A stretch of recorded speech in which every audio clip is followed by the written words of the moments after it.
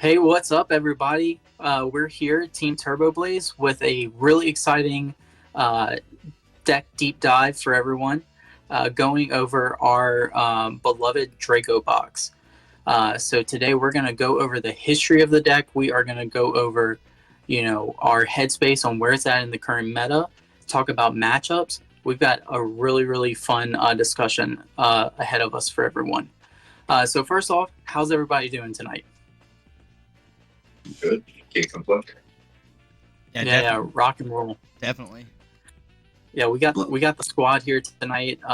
We have all been playing this deck for a very long time. We all have different play styles, all kind of like cool different perspectives on the deck. So we're very excited to share all of that with you. So I want to talk about box just briefly to kind of get everybody in the headspace of the sweet deck that we love. So DRAGOBOX is a extremely aggressive, oppressive deck that aims to just be able to rush down the opponent while being really consistent with all these big basics. And you have just a variety of different things going on for you. You have Snipe with Raging Bolt. You hit great numbers with basically all your attackers. You have access to consistency through Tatsugiri and through Regidrago. You have low energy attacks with Drudagon Revenge and double Dragon Energy. And then you also have just like kind of, and we'll get to this, like ability to like one hit anything in the format with Dragonium Z. And so it kind of offers like a lot of really cool options. It's a deck that makes your opponent have to answer questions really quickly. And so we have seen a lot of success with the deck, and we've seen a lot of people start picking it up. So we're really excited to kind of, dive into that. So with that, I would love to talk about the history of this list. Where did it start? How did we get there? We're going to pass it off to the main man himself, Mr. Loyalty Hoffman. Appreciate that, Ghoulies. Wonderful introduction. So the list we know today was Drago Salt at first. Inspired by late nights gaming with Baba Spence, some of the older crew out in CBW worked on the list for probably like 40 days or so. Then took it to Akron, went 3-1, won on resistance, but got the badge nonetheless. It's a list that originally only had 5 Pokemon in it. You had the Reshiram, Drago, Dragon, that's the core. Drampa has always been there too in the Crydog. We didn't have Geary, we had Geary, but not in the deck. We had that available, but we didn't have Bolt either. A lot of cards, like, it's crazy looking back at the list because a lot of cards that weren't in the list, it's like, man, how did this become what it was? Those Stormy Mountains, off of like a Goose Holoplay, looking back is just like insane to me. Like, I had so greedy. List was so greedy. I would rather just Pokestop and just, turbo. Cypher, Mallow, and just all the draw forward cards, like, and all the energy accelerants too at the time. The Ether to go with the Mallow Cypher, that's the crazy old technology. Patch Sticker, Rose Tower Custom Catcher, like I still got that in my binder. Gold Custom Catcher.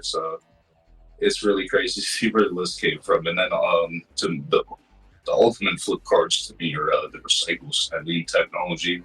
And I was even playing Extreme Seaver over Pokegear in the original list. And yeah, I mean, a lot of this stuff is like, you may say luck based, it is flip a coin, but all the accuracy stuff, like I knew I was onto something.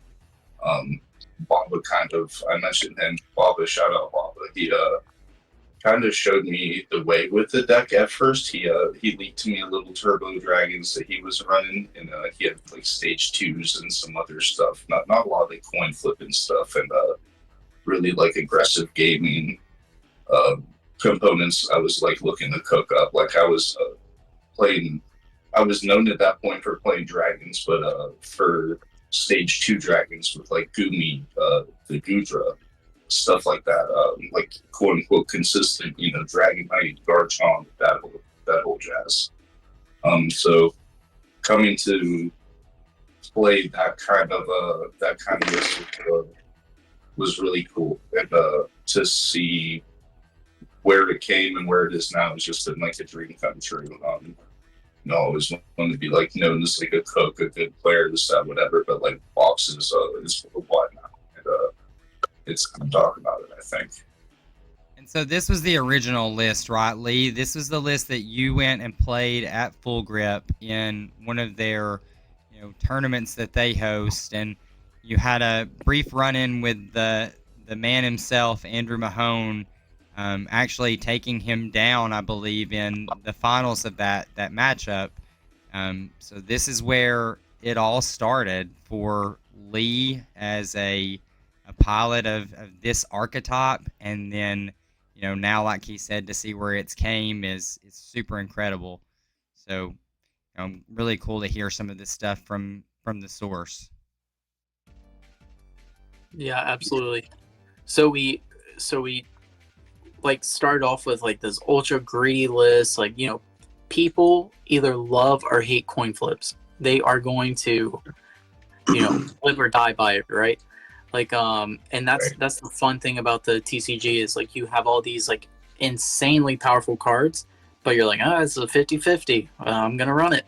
And so sometimes you flip tails, right? And it can be pretty painful, but whenever you're flipping heads, you're feeling like you're on top of the world. Like literally definition of like all gas, no brakes, right? So what made you swap to the DRAGOBOX? Like what steps did you take to go to the beginning phases of box from stop? Well, I mean, to be honest, it was just the supporters and stuff that were being printed with Raging Bolt and no lightning being in Draco stock. I was like, man, like there's an ancient guy in there, but he might be the wrong one at this point. Like there's some real potential behind this. Cards like Crispin, the tenacity, like they were mentioning, that just like opened up the floodgates to be like, okay, we know that this works. We know that this could get better. How do we make it better? And at this point, like we were talking today, I'm so surprised you had 23 variants of the Draco stop before you got to your first box song. That's absolutely incredible. Like that's the best thing I've heard in like 36 hours. And so like to know that you like have been on it so early is like kind of you led the way with that at that point. Like I respected you as a deck builder or whatever. You kind of collaborated on it with me when I was like willing to take the budge, nudging me on the shoulder, like, hey, we don't need these flip cards anymore, and let's make a really refined, consistent list. And I was stubborn at first, I had all these flip cards throughout my variants and whatnot. I still think that they're really good, but like the scary part is like a lot of the times you just don't need to do it. Like the deck is so streamlined, accuracy driven. You're just the hardest part, as we all like to say, is when you have two supporters in your hand, like sequencing things up, and like you can really make some incredible plays in the current version.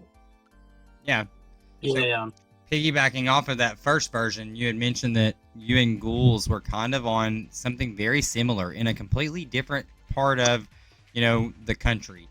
You and Ghouls had not had a conversation. I learned tonight that you and he were both working with this Drago stop list, trying to refine it, trying to get it into a place where you really felt like it was really strong and confident. And so that's what we've got kind of on screen now for everyone is this first version of Box. And this is actually one of Ghoul's lists, came from Ghoul's head, this exact version of it. It's cool to see that, both these pilots, and this is another reason why the team is what it is both these pilots are in the same headspace. Even early on in the format without even knowing each other and knowing this style of deck existing, trying to perfect it and drive it in the way that would become to this day. So Ghouls, like, what's your headspace surrounding the first version of Box? You know, where were you at with some of the decisions that you were making early on?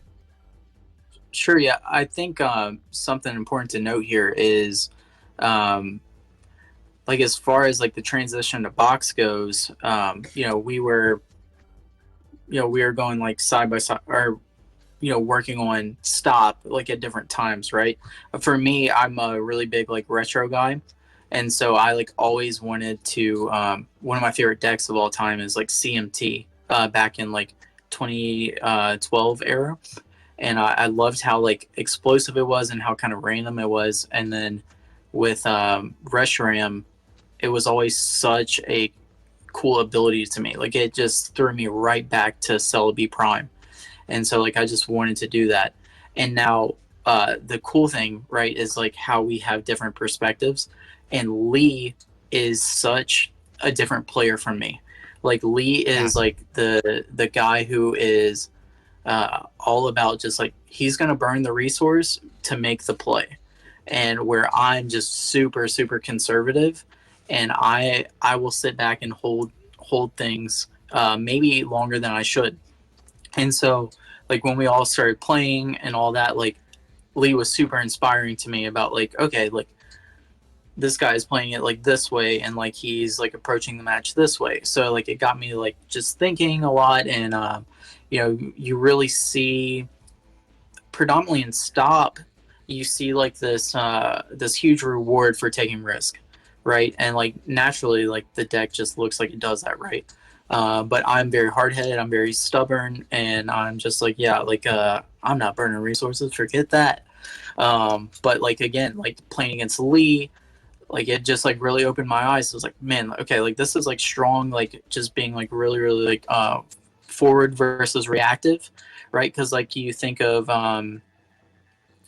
like even like the history of CMT as a deck, it was it could be aggressive, but like when Dark Explorers came out with a retaliate attacker, it was very reactive with the Terrakion, which has the same kind of attack that the Drudagon does. Mm-hmm. And so seeing Lee just like push forward stuff was like really inspiring.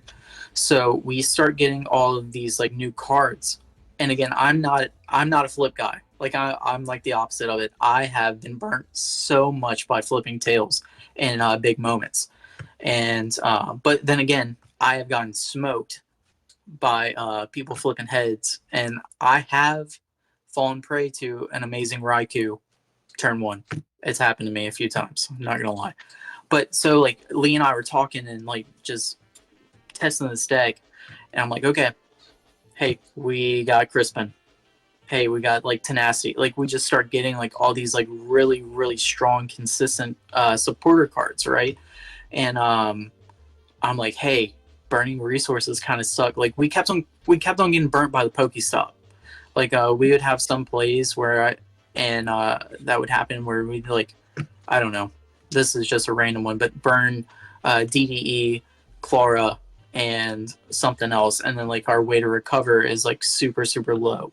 And so talking about it, I'm like, hey, I'm gonna try this like non-Pokestop, non-flip. I think the list that was presented is definitely an integration of both coin flips, but like it's a start to like moving into using Tatsugiri to have like a more consistent dig. Again, we're boosting consistency, like all of our search cards, like Pokemon search cards become like these accuracy cards too, through the Tatsu, right? And so I think it was just like this like really cool like marriage of like Lee's headspace and my headspace when it came to this deck, and just kind of realizing as the Pokemon company was blessing us with all these like new powerful cards, right? It kind of like just seemed like a natural step to kind of like start stepping away from those things. And I think we just saw the power and consistency of the deck as we kept on going. Like it was one of those decks like you play it, you can't play it enough. Like, it's just addicting to play.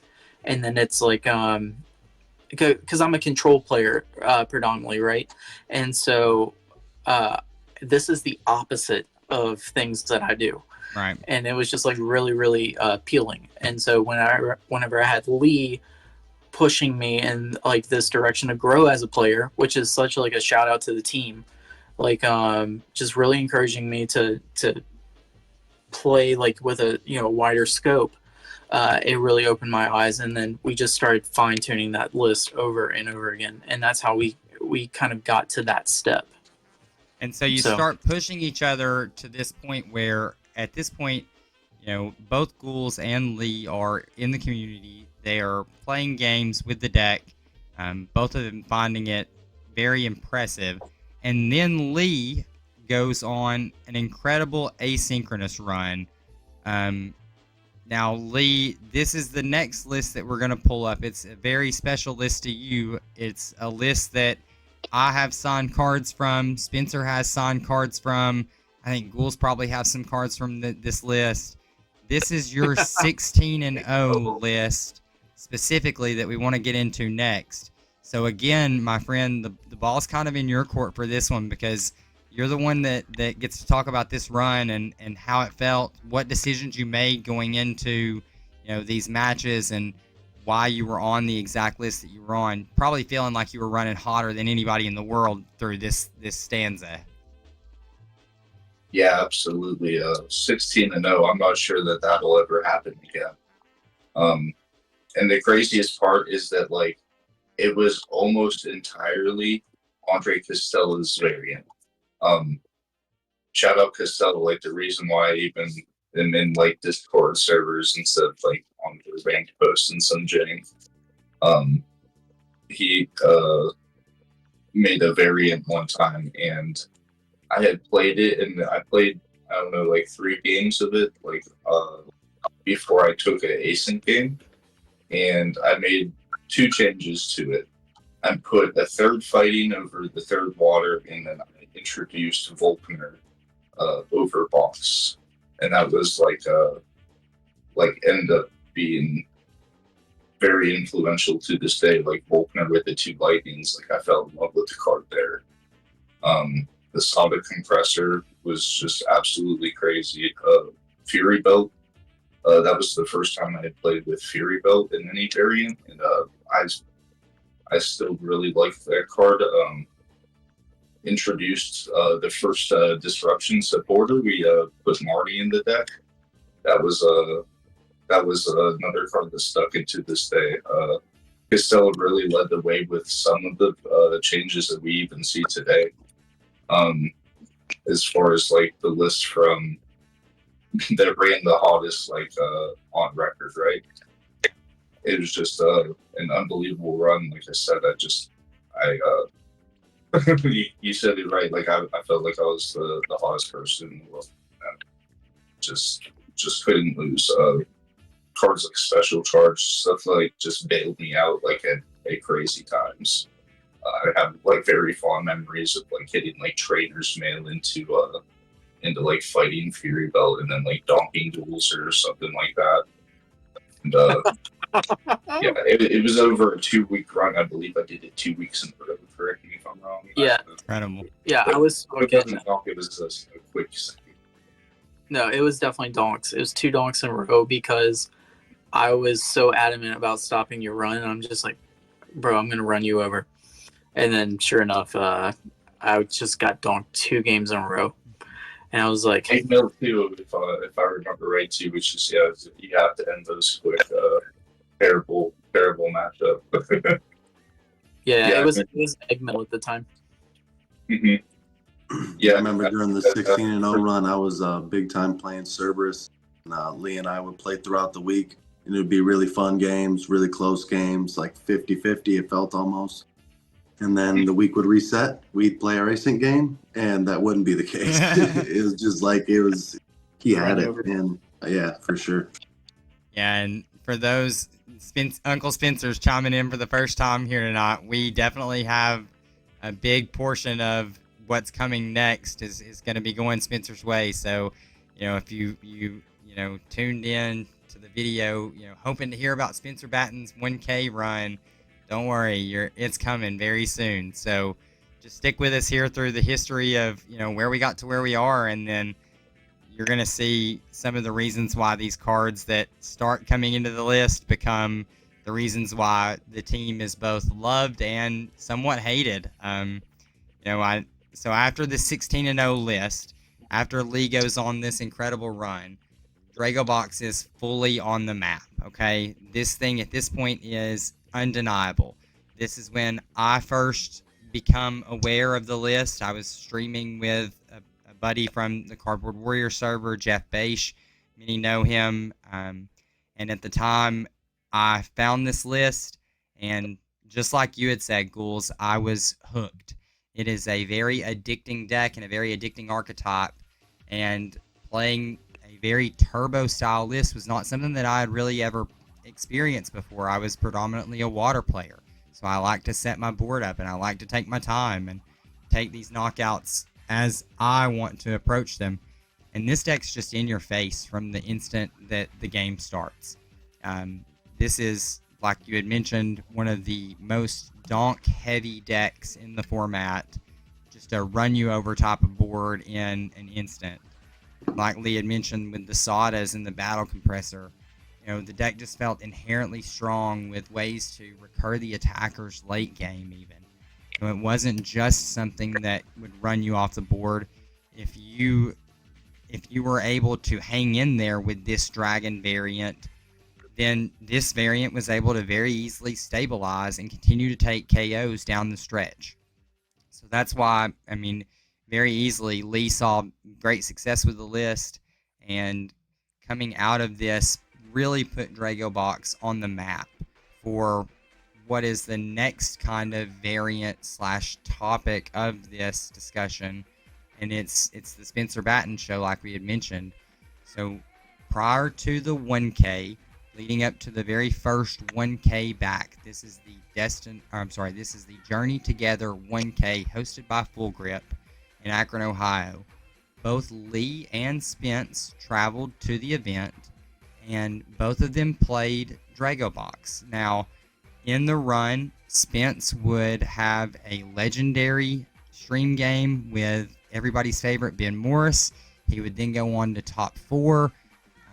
Didn't quite pull out the top 4 as he would hope. I know he's still hungry for that. But Spence, now is your time, brother. Walk us through kind of where you and Lee were going into the 1K, the decisions that you guys were making, and how your run went that day.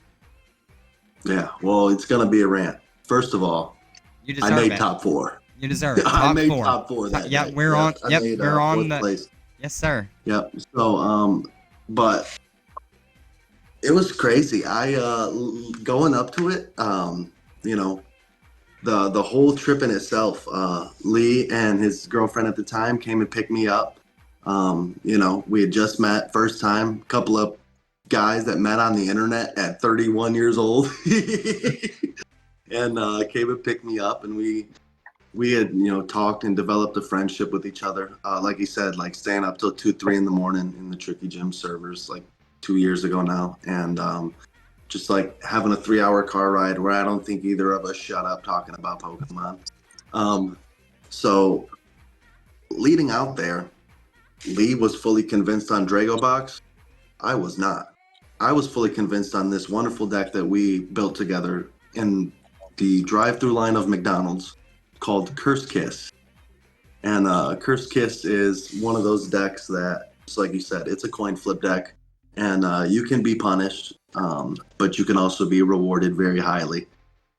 As well as, we all know that Psychic can, just swing with you, so to speak. Mimic you, Iron Boulder, all those other pieces make it super consistent to answer an attack every time that your opponent gives one, as well as put them in a position where there's 1 or 2 turns where they can't answer you.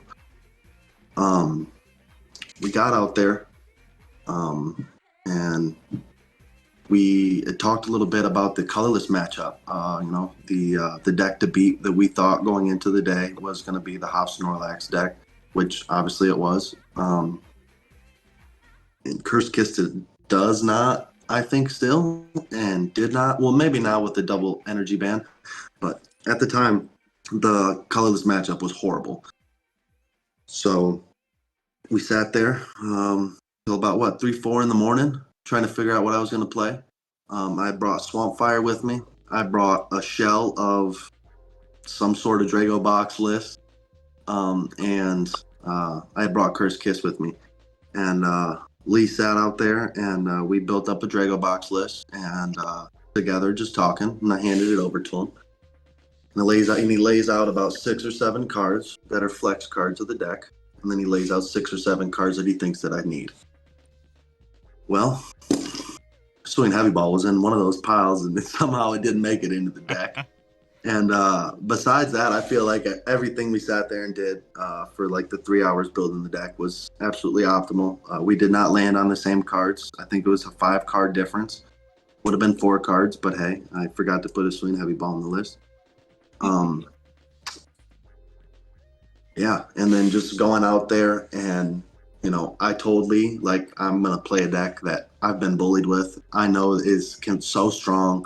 I know that myself and 5 or 6 other people at the time have went to the Cardboard Warriors server and gotten their badges with. Like, it represents us. It represents who we are, and like the growth of deck building. I mean, everything that we've talked about so far in the video. I wanted to go out there and showcase that if I had the chance to, if I did good enough, and lo and behold, it was just my day through Swiss. Going into Top Cut, I played against a player, T-Dog, Trevor, who played Dark, and I had beat him earlier in the day. It was, I think, Dark matchup's pretty simple. So yeah, and then leading into the top 4, Lee and I stepped outside. I looked at him. I said, "Dude, Kyurem hasn't came up all day, and Sea Crystal hasn't came up all day. I've got him in the bag, right?" Well, then the Kyurem came up,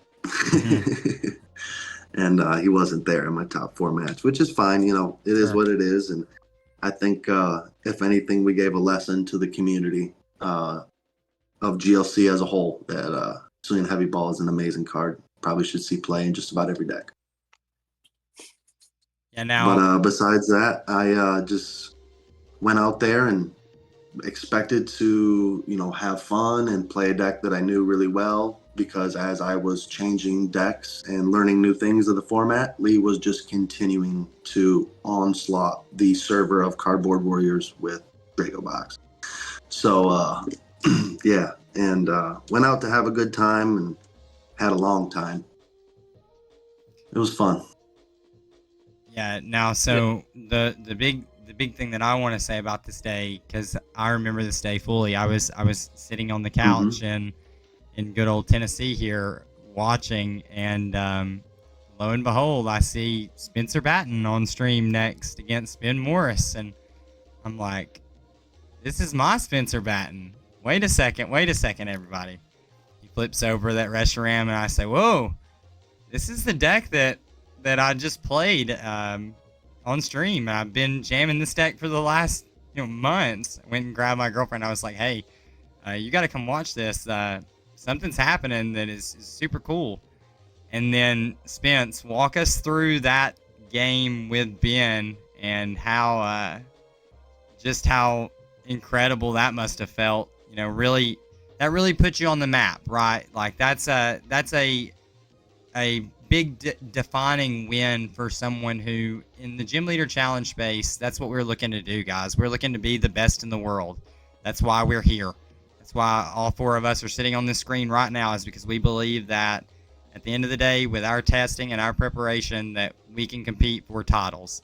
And so that win solidified probably everything that you were already thinking in your mind, right, Spence? Oh yeah, for sure. I thought that Dragon had an amazing colorless matchup. Like I said, we assumed that was going to be the meta. I thought it'd have been cool to play on stream at Tricky Gym or at Full Grip Games on Tricky Gym stream, but I didn't think that I was gonna be playing against Ben Morris. Your boy was sweating. I'm gonna keep it a buck with you. You know, and that showed out in, you know, some of my plays at the time. But like, I just want to say it, like, I didn't go out there at the time like thinking that I was going to win the show. I wanted to have a blast. I wanted to like meet Lee Hoffman, like go to Full Grip Game, you know, XYZ, you know, meet Andrew Mahomes, meet Alex Carpenter, you know, all those like names that like we had like met. And then I did that and a lot more than I ever thought I was going to. The game against Ben was super cool because it was one of those games where colorless didn't get fan row time, right? So we always just give ourselves a little, oh yeah, when that happens. And then playing against colorless and they just hit you with a lost vacuum. And then they hit you with a enhanced hammer. And then they hit you with a reset stamp. And you're just sitting there like, what? And somehow I made it happen. You know, Tatsugiri is amazing. Scoop Up Net's a beautiful card. Still to this day, you guys know it, I'm like the biggest proponent of the 3-item switch cards. Sure are. Escape Rope, Switch Cart, and Scoop Up Net. In a deck that battles for, you know, with 3 Pokemon that want to be in the active at the beginning and then maybe get a different attacker in there. It's really good to have more than one way of what it can look like to have multiple in the active position.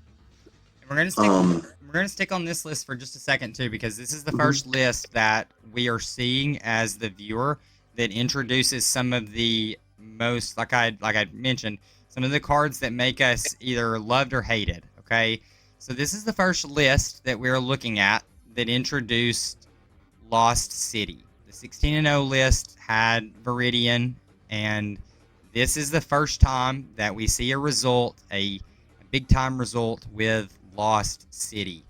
Now, Ghouls, I know that you have a philosophy about this, and I want you to walk us through it. I want you to walk everyone through it here with some of these cards that we're playing, the reasons why we're playing them, and what it says about the team, what we're trying to accomplish too. Yeah. So I think the biggest thing that I can say for us is that when we pick up a 60, we want to be doing the strongest thing that we can be doing in GLC. We ask ourselves the question, is this the best thing I could be doing right now? And now with such a like wide card pool, there's a bunch of different types that can be doing arguably the best thing. And so we believe in playing cards and strategies that make our opponent really question why they sat down to play against us. Like, we don't want there to be like some kind of like fun back and forth match, and we're not here to be best friends with our opponent. We're here to win the game, and we're here to be highly competitive. And so we play strong cards because they're available to us. And so we want to be playing cards that are making our opponents have to answer a lot of questions like all at once. And putting people on the back foot is the name of the game. We want to be constantly putting that in disadvantage. So we play cards like Lost City. We play cards like Avery. Even Bolt itself is one of those cards, right? And so the philosophy is just in general, what's the best thing we can be doing? And a lot of people might not like that philosophy. A lot of people, might not want to move forward with the times. But, we're definitely all about pushing the meta as much as we can. And, I mean, Lost City is such an important card in GLC, right? Because, like, you have all these insane strategies that people can build decks around that revolve around one card, like being reoccurred. And so, like, in order to just like nullify that in order to shut decks down, we found like Lost City to be just like probably one of the most important cards in the format. And that being said, is like we've been putting that in a lot of decks recently, like that whole philosophy. If there's and I like to refer to these cards as power cards, right? So like you have Parallel City, Silent Lab, Hex Maniac. That's another big one in the discussion too. Hex Maniac, Avery, all these cards that are just like really like, man, I didn't want to see my opponent play that card this turn. You know what I'm saying? Like all these like really disruptive, just devastating. Yeah, they're disruptive. They're devastating. Faba also falls into that, right? Like That was huge. Vince was talking about the meta at the time being colorless, right? So cards we were considering were like enhanced. And that was in the list. They were. The Faba.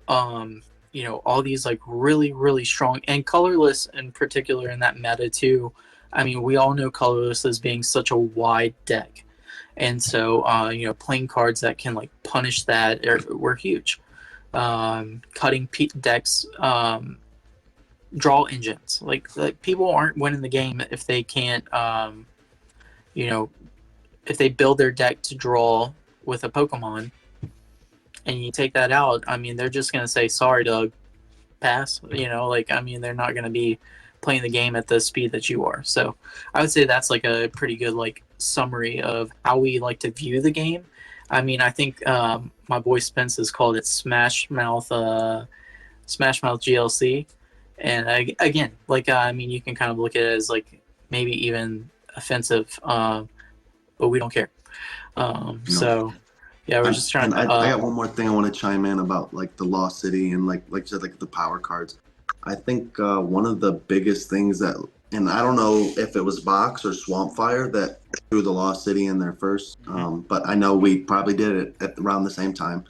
But that was one of the things that like we found out, like with the Ninetales, just sniping those damage counters, like you said, taking out like a consistency Pokemon, or something on board that like a Drizzile or like a Comfy in the Lost Zone matchup, or anything along those lines. And it really helped us like apply that into Box. And so correct me if I'm wrong too in saying this, looking at your list, and I know that you and Lee, like you said, y'all were a couple of cards off. Lee did probably play the Silent Lab as early as the 1K. Is that correct, Lee? You played the Silent Lab to the 1K even. Yeah, that's what I thought. Yeah, I played Lab. I know I played Faba. I'm pretty sure I played Hammer. I'm not exactly sure. Yeah, and so you guys walked into a perfect meta for it. That's the calls that you guys had made that carried everything through. We saw that you ran up against 60 HP basics with no bench barrier, and you didn't need the Silent Lab in that scenario. Lost City was perfect. And that's some of the details that we're going to get into a little bit later on in some of these matchups and how you should kind of navigate certain waters, so to speak. It's kind of funny that water's one of those tops that has a bench barrier that kind of give us a little bit of a headache, but there's ways around it. And then, so from here, we see Lost City into Enhanced Hammer into Faba. The world is at Spencer's disposal here in a mostly colorless meta, which is what propelled Spence to that top 4 position. I'm sure there were many games where Spence caught a baby squirrel napping for a couple of energies and just said, "Hey, see ya, don't come back." Like Ghouls was mentioning, the draw engine that, you thought you were going to be nest dashing for the rest of the game. Yeah, sorry about that. That's not happening forever. So this is where the list starts getting really refined in a way that it's really starting to produce at the top tables consistently in big events.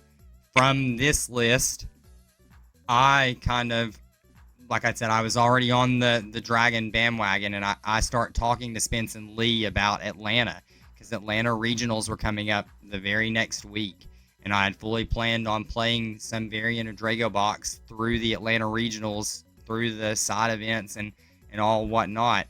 And so going into Atlanta, my headspace was right around the same place that these guys were, and just a couple of cards difference that that really shined. So we would see within the span of a couple of weeks, Spence top 4, Lee was in top 25. I know he didn't have the run that he may have wanted at the first 1K.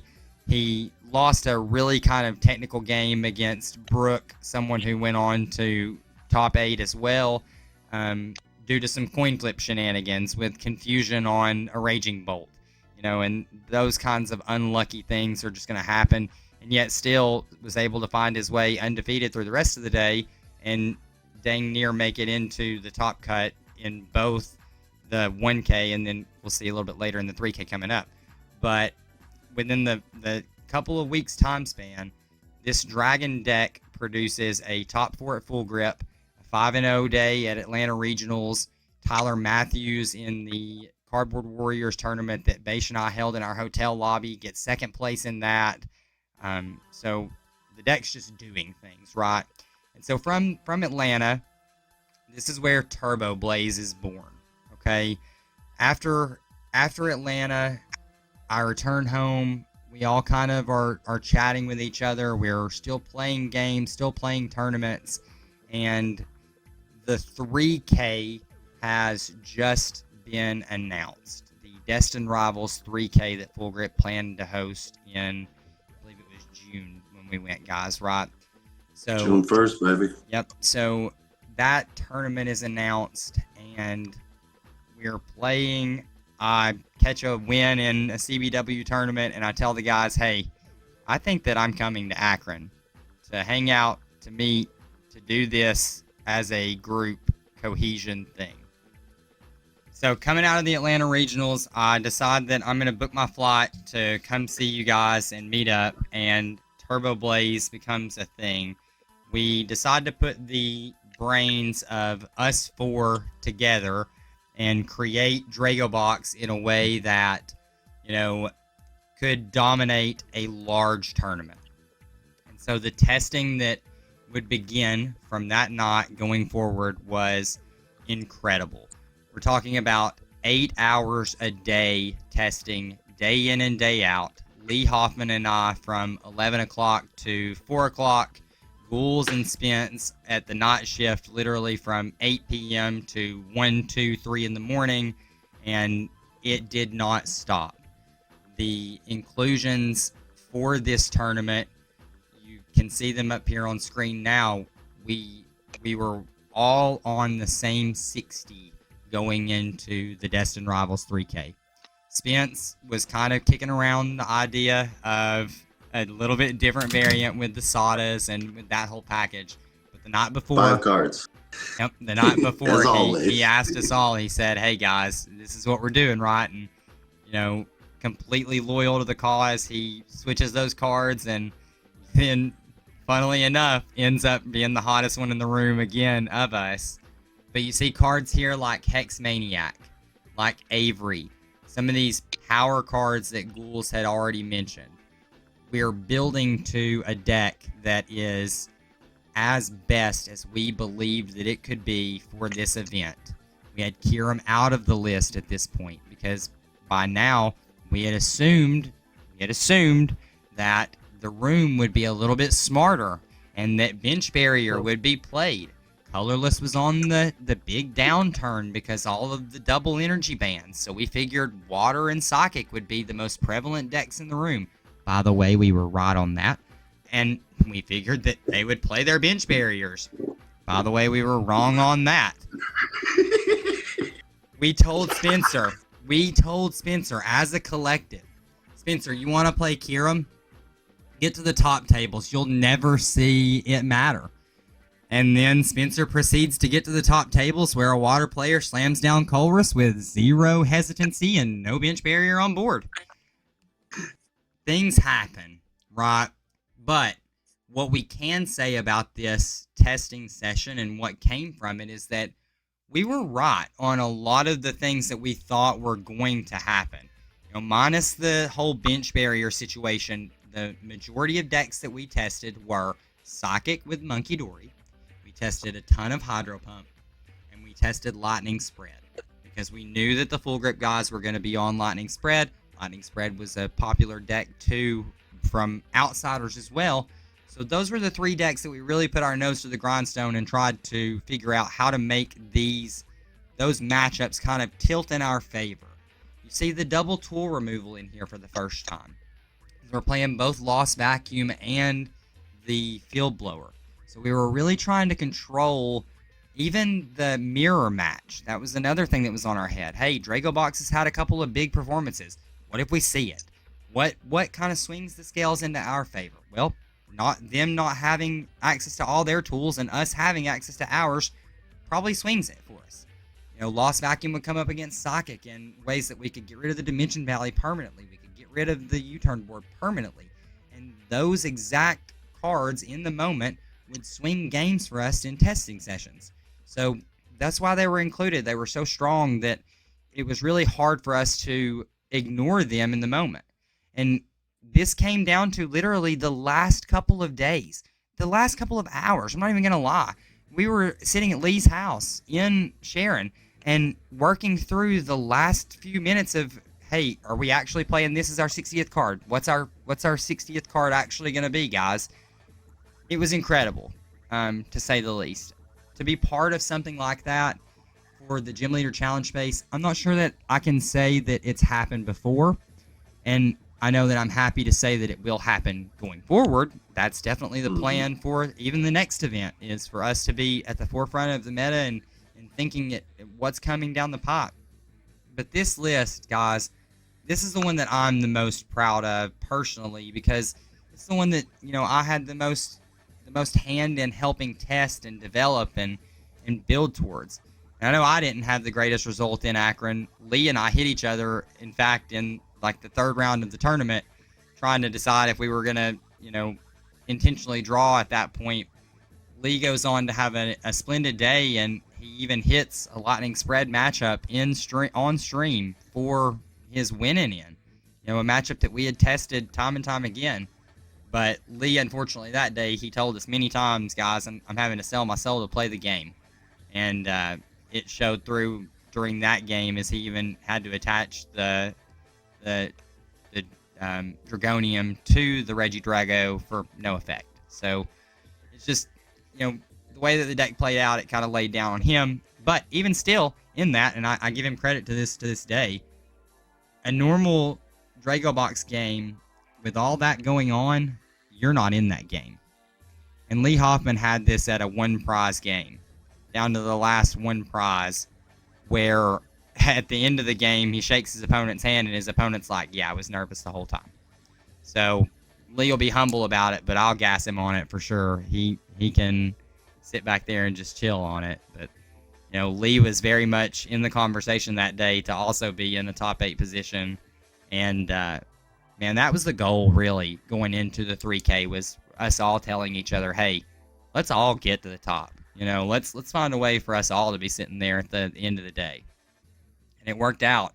It really did work out well for everyone involved. Spence, again, had the hot run that day. So, Spence, if you want to chime in and let us know, what some of the differences were between the 1K and the 3K run. What did you expect that happened that we may not have saw? Yeah. So there was 2 games that came up with the Chorus Tenacity, specifically the Tenacity. Chorus Tenacity in one and OG Chorus in the other. So sweet old Chucky, shout out Chucky, one of the homies, in our top 4 match, dropped the Chorus to shuffle draw like 10, right? It was a great line. Wouldn't have been if I had the Kyurem, because he also did not play the Manaphy. So yeah, I think that's the only time where it came up, and it's like, man, I wish I had it. But my round 4 opponent was one of Andrew Mahomes' buddies that was playing the Hitmon T-Tar deck that Andrew had won the Full Grip weekly locals with that same week. Right. And he hit the Chorus Tenacity on me turn 2 with only 3 Pokemon in play. Game was on board. And I'm sitting there looking at the Artisan that he put into play, and I'm like, man. But besides that, again, you said it best. The testing that went into that. I went in for a good time on the first one. I planned the trip. It almost failed, and then blessed by the Lord, everything pulled back together, pulled through. And the Destin Rivals 3K, I think you guys can probably agree. I went on for that whole 3-month span, just telling you guys a couple times a week that I was going there to win and that I was going to win. And I'd meet y'all at the top tables if you want to be there. I mean, I was pretty adamant that, it was going to be my day. Yep.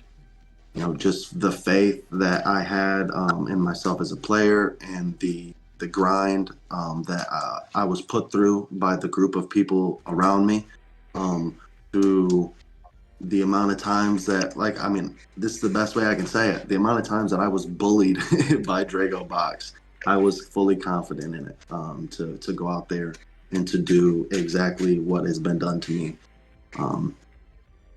So we get there and we're sitting down in the room, Logan, Lee, and I, and we had just met SBO. There's a couple of, Safety Sam was there, a couple Cardboard Warrior folks, and sitting there talking, and Natalie, I heard Natalie's voice from behind me, and she goes, "Spence, what are you guys playing today?" I didn't skip a beat, fellas. I mean, you guys were there. I turn around and I say, we skate to one song and one song only. Yep. And next thing you know, they said, Spencer Batten and Benjamin Peacock, come to the stream table, please. And I want y'all to know the entire day of Swiss went like that round one. Yeah. It was just a complete onslaught. Everybody in there was prepared, but they were not prepared in the manner that we were. We knew that one of the three of us was going to be, or if not all three of us, were going to be at the top tables at the end of the day.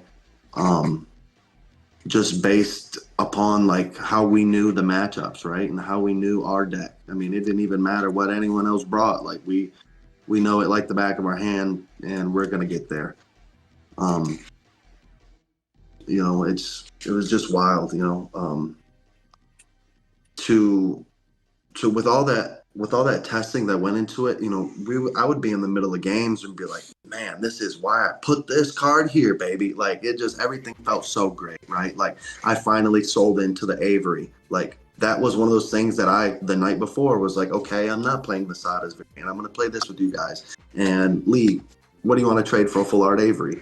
And that made my list. And within the first 3 turns of the entire tournament, that card came up. Yep. And drew me into a silent lab and just continued to drive the dagger of DRAGOBOX through the heart of Psychic. Yeah, that was super cool. I mean, watching you on stream that game, like you mentioned it, and you say it best. It's my funnest thing that I hear in the way you explain it. Spence says he's like a metal Beyblade. I'm just in an arena with fire, cuz I'm lighting just everywhere. Up. Yeah.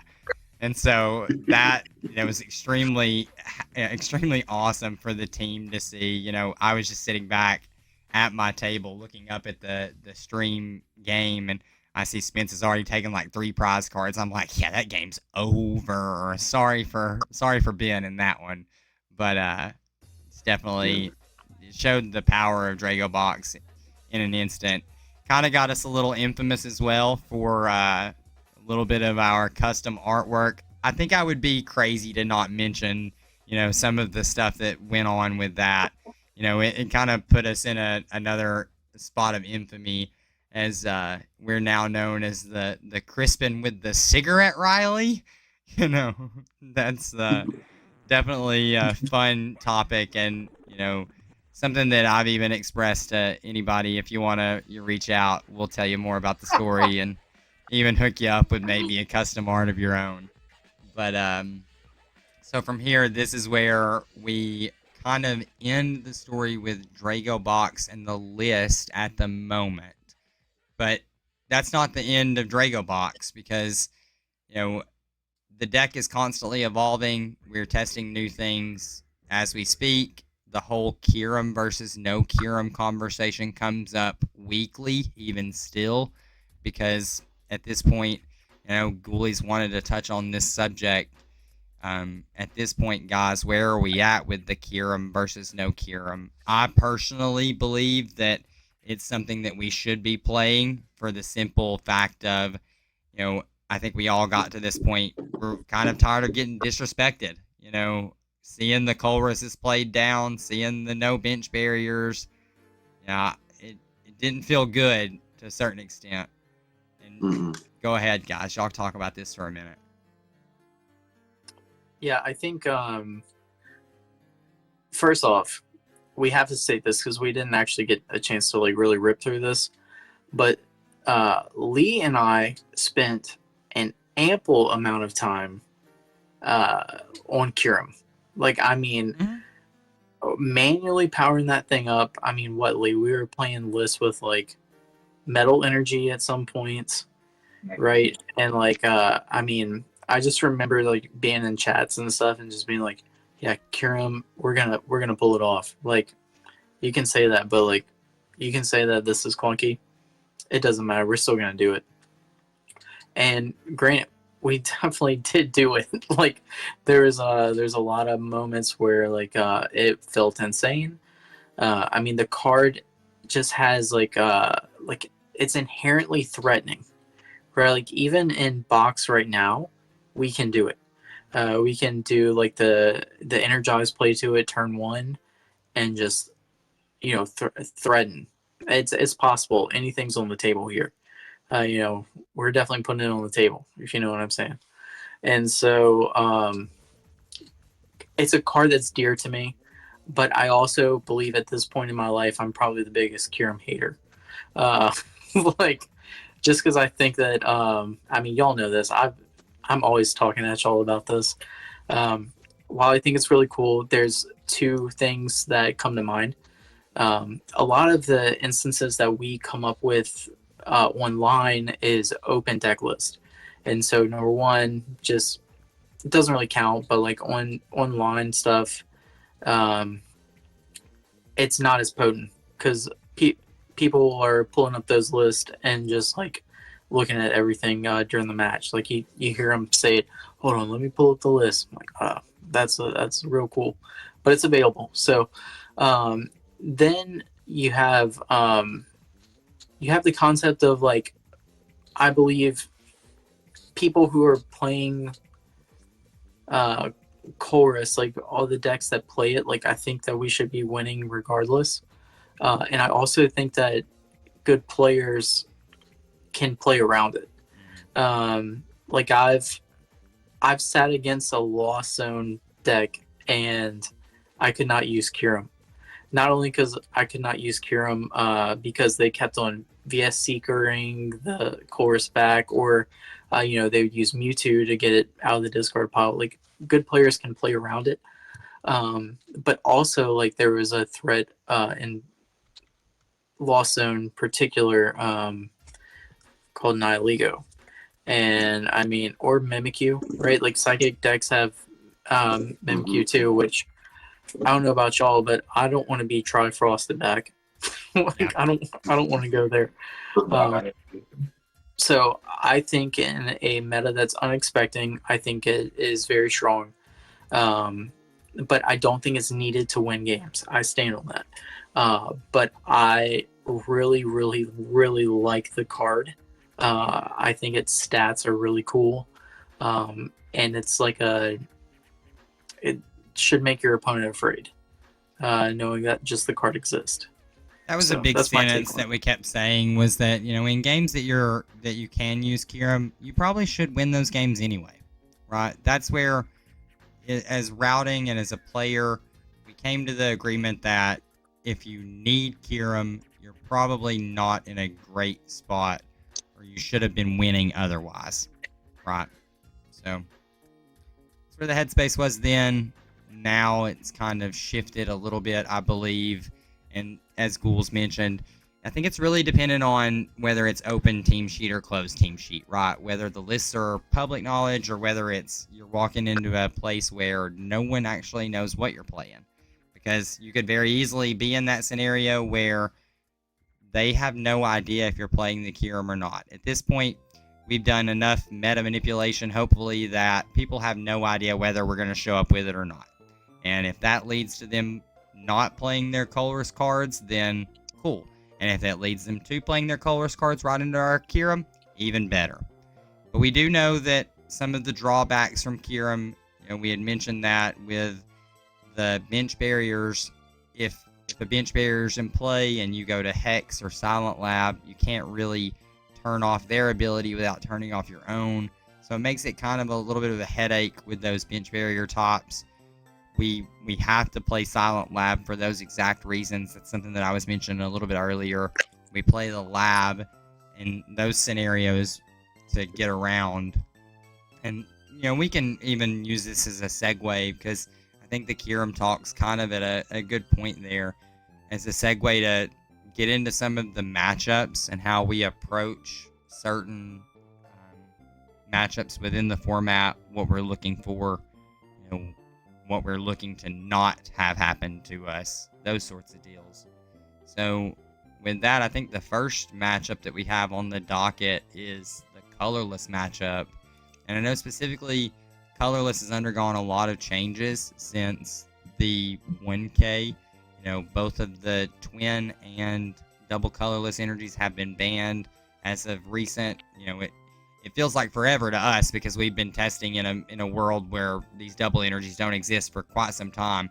But to the general public, it's only been a couple of months, right? So they still may have decks that even have the double energies in them and just need to update.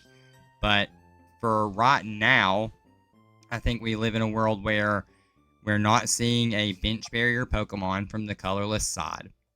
So in my opinion, it's very determinant on what your opponent is willing to do for you turn one.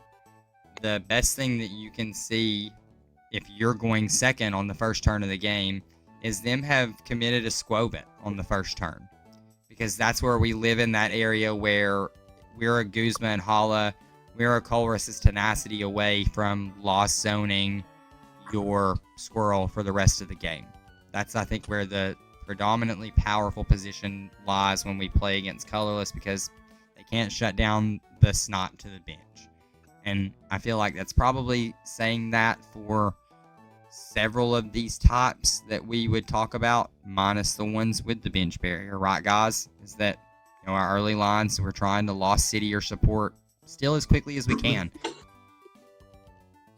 Yeah, I think it in colorless it also can boil down to your Lost City plays being used actually on the Cramorant.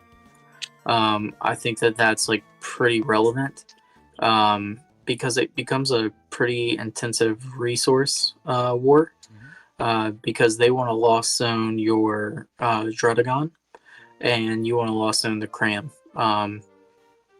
Or if it plays out, like you can obviously skip the Cramorant. But it's a pretty interesting matchup because like you can get rid of the Squovit, which again that's like a long-term play.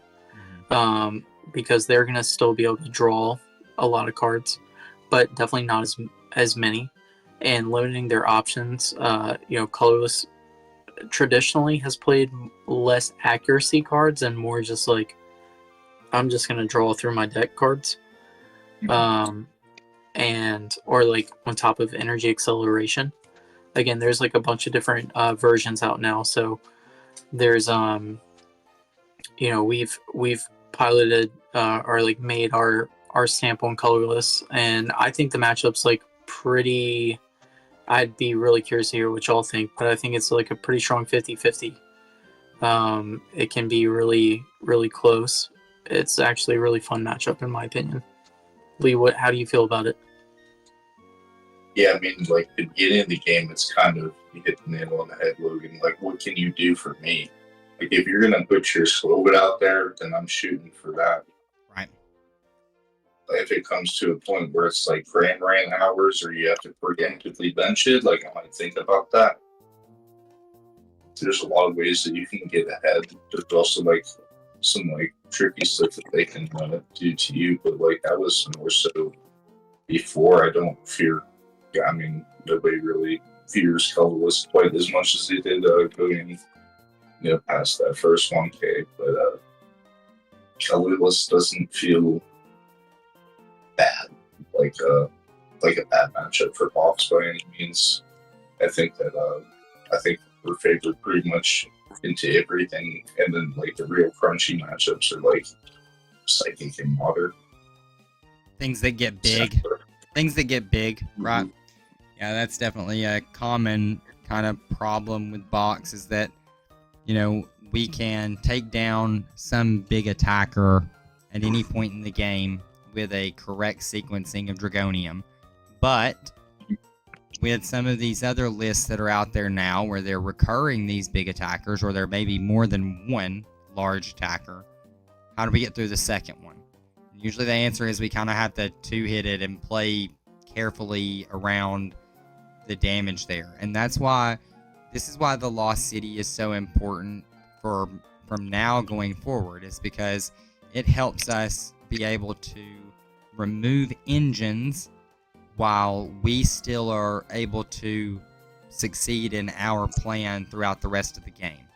Right? We can take out your engine, we can take you out at the knees, then we have a better shot to just run you off the board, or we have a better shot to be the one that sustains longer over the course of the game. Right? Our Clara has become, instant to where we can take knockouts with those because there's not a large attacker on board. And this kind of funnels us into our next deck that we'll talk about. And that's one of our tougher matchups. It's the water and the hydro pump style decks where they put a whale in your face that's 240 HP. And then following that whale, there's an Inteleon that's 160, maybe holding the pot helmet, right, that reduces our damage by 30. Maybe a Lux Caped Inteleon, something to that extent, after we've already taken out a whale with our Dragonium. Things get a little bit kind of squishy with water, like Lee had mentioned. And, the interesting thing for me with water is just kind of making sure that you get your energies spread out, making sure that you are ready to start attacking when you have multiple instances on board. I'll say it, I won a tournament a couple of weekends ago on the back of players being way too aggressive with Box. They initiate the first knockout in a turn where they have overextended. That's a term that we threw out a ton going into the 3K. You can't overextend. If you find yourself with 4 energies on a Raging Bolt, you are not where you want to be most of the time. I don't care if you feel like you're knocking out the exact Pokemon that you want to. Your energies are not being spread out in a way that is conducive to you winning the long game. Plain and simple. We watched it test game after test game after test game. And when you go aggro, it's fine, but you cannot overcommit. That's just plain and simple. And so with these water decks, that's a big thing to the matchup, is not overcommitting on a turn where you don't have a response if they come reversal whale. Yeah. I think another thing too with the water matchup, and we're going to say this, and I know water players are still going to be hard-headed, they're not going to play Manaphy. No. And so it just makes our earlier turns a lot easier. Because nobody wants to put Manaphy on the bench, especially with traditional Hydro Pump. They have too many bench sitters. And so you have to be aggressive, like we're saying, not overcommitting. And then utilizing the sequencing, not burning all your resources on a big Dragonium Z play and leaving you just with nothing. For water to even have one turn to recover is enough for them to just get super far ahead. And so I think that kind of stuff, it's all in the sequencing, right? And I don't think the matchup's just atrocious. I think it's definitely doable. Again, even cards like Avery can be really good against water to limit options and things like that. But staring down Wailord, I think for any deck can kind of be an uphill battle. for sure. I don't know what else do y'all think about the water matchup? I think water's like a type where you think like, oh, they don't get the Frigibacks down, but they got Snom, just like an attachment to the active. You think you caught them with their pants down.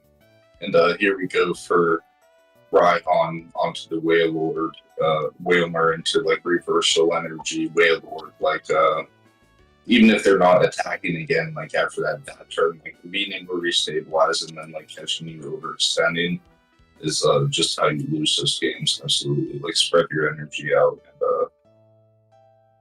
and yeah, like you got to really select the right target with water specifically.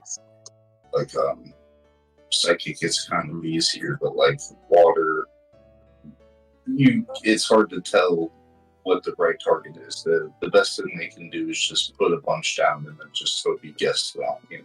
Right. Yeah. Yeah, there's another thing too, leading up to the 3K. So after the 1K leading up to the 3K, and I think Lee and I both had talked about it. I think I was more convinced than he was, but I didn't think we needed the TM Energize. I don't think I TM Energized at all at the 1K. Colorless players were saying the same thing. But then we kind of had to take in a perspective of how much more popular water was going to be, and the shady dealings and just Lee said it best, right? You think you got them with their pants around their ankles, and I'm gonna find out they got on shorts underneath, and their pants were never really down. Got him. Love that. Yeah, very nice. Yeah, so water's really intricate. I mean, we'll be testing it and finding the correct routing, and that's going to be fun. Like, that's going to be really cool.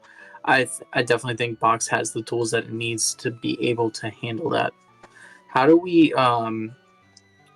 feel about the Hitmon Bros matchup? What kind of... Yeah.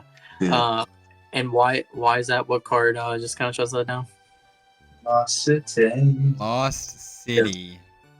Yep. Lab. Baby, bye, bye, bye. Yeah.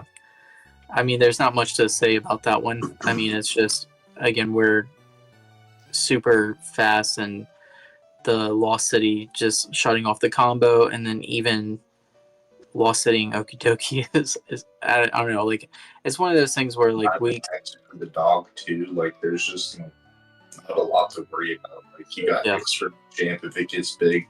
Lucario is like the one thing that I'm always like, oh, gotta deal with that. Like, what Machamp, Lee? That our lives, I'm telling you, it's like one of those things where, people have started playing the Tyranitar, and yes, it does affect us with damage on our big basics, right? But you're never getting to that Tyranitar.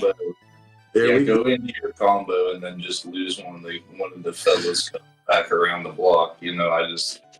I don't see it, man. Yeah. At the expense of choke, that seems like a really tough sell. Yeah. Right. And then on the flip side, going into like our next matchup, because I think that one's pretty straightforward. Also, it's just important to note, as we're talking about these, and particular like spread, like just benching accordingly. Yes. So like we're talking about not overextending with energies. We also don't want to overextend with benching. And another super important thing is realizing liabilities, aka our boy Tatsu.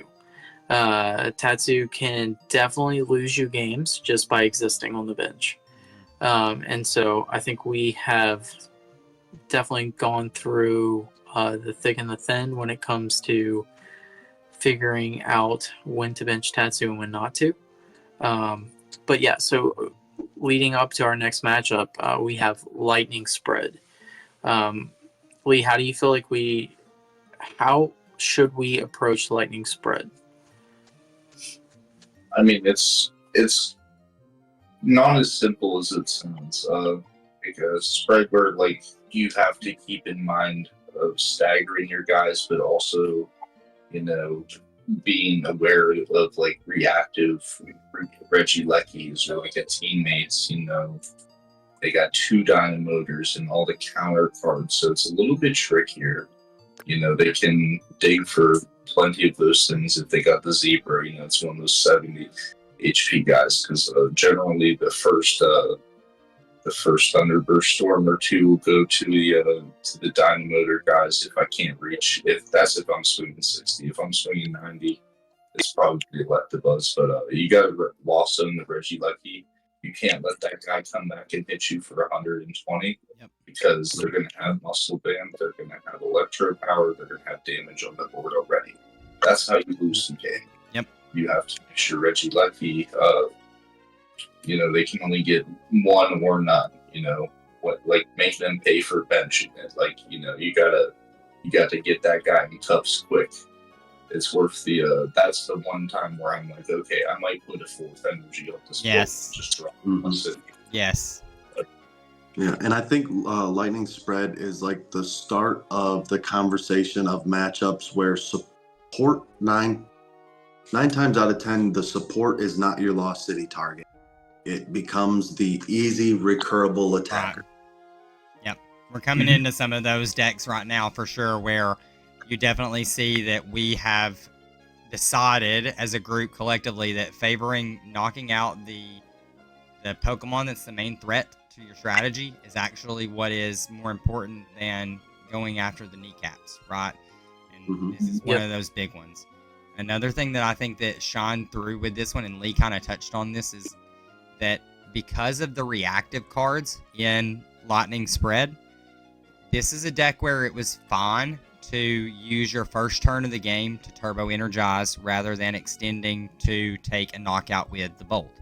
Because that's the problem, is that we spent many a game where Lee and I would go and I would take a very early knockout with the Raging Bolt for Lee to teammates, counter game, counter energy, Regieleki, and my game was in a very frail state after those moments.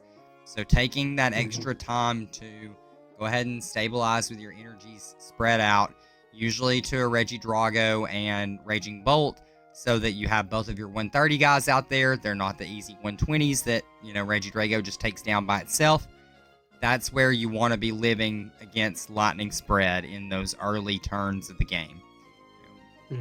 Take your time, energize, and go from there. Yeah, 100%.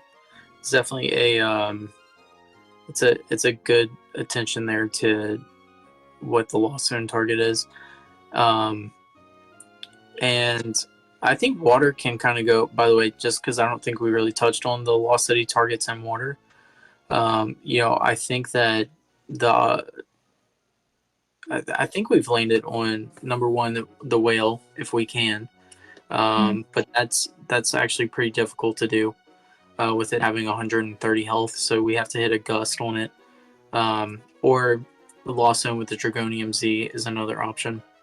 Lost Zoning the Sobble turn 1, if you can extend. That's the extend. That's where I'm willing to extend is, if I see a Sobble down that has not been evolved yet, we all know that Drizzile is almost the key to the car for water, right? So if you can get rid of that Sobble early on before it becomes a Drizzile, before it becomes a problem, you can just kind of keep water off the board some games with that combination. Sure. Going on to our next match, we actually just kind of have a few decks lumped into one category, and so we're talking control here.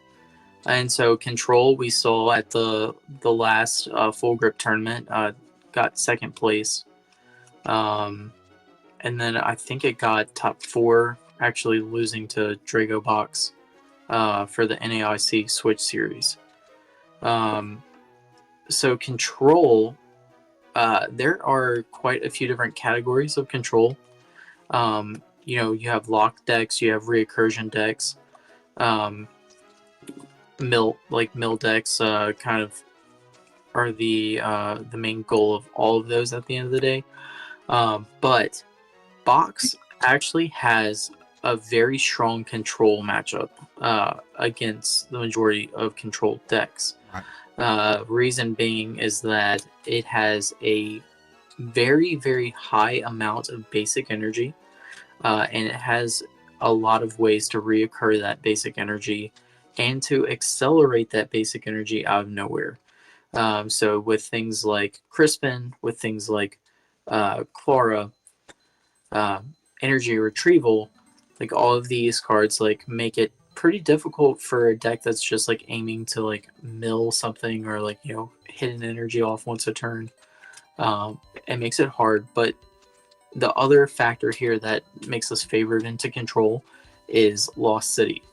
So Lost City being able to target down the big guy, or a lot of times it's the little guy that's going to keep up whatever lock we don't want to see, is really good. The ability also, especially because Ursaluna is getting a lot of hype right now, and we just run over Ursaluna, and we have so many different ways to disrupt it. There are well, it's very fragile to, number one, tool removal, and so like cards like Lost Vacuum or Faba really give it a hard time, where it makes it pretty killable.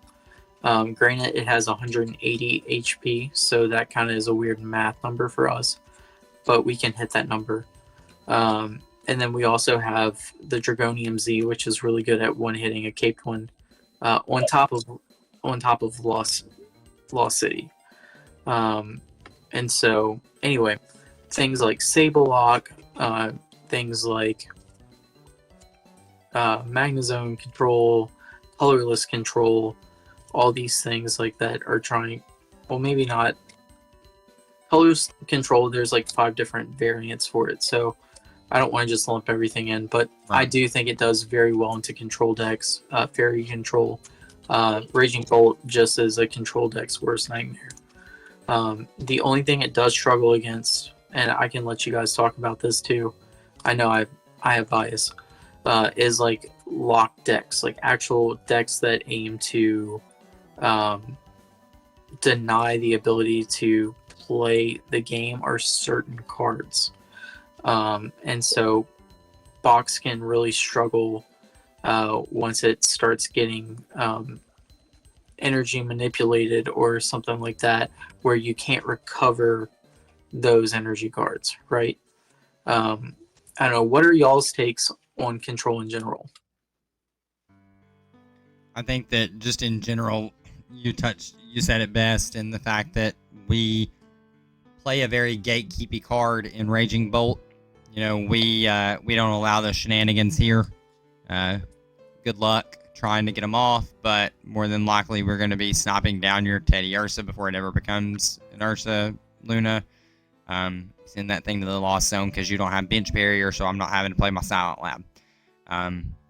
Call that a knot. Now, the deck that we all know that you're referring to is, of course, Eggmill, and like you said, there are some other strategies that kind of keep you from playing the game, but I believe that the guys would agree with me in saying that a lot of that's pilot driven, so you can still win that matchup if you are early and quick to the party and getting them off the board. Targeting correctly is the biggest thing when it comes to a snipe Pokemon. So Raging Bolt does give us the ability to take down basically whatever we want off of most benches in those first couple of turns. It's on you as the player to target correctly. You have got to be able to read the situation, read the board state, read what your opponent's doing, and snipe the right Pokemon.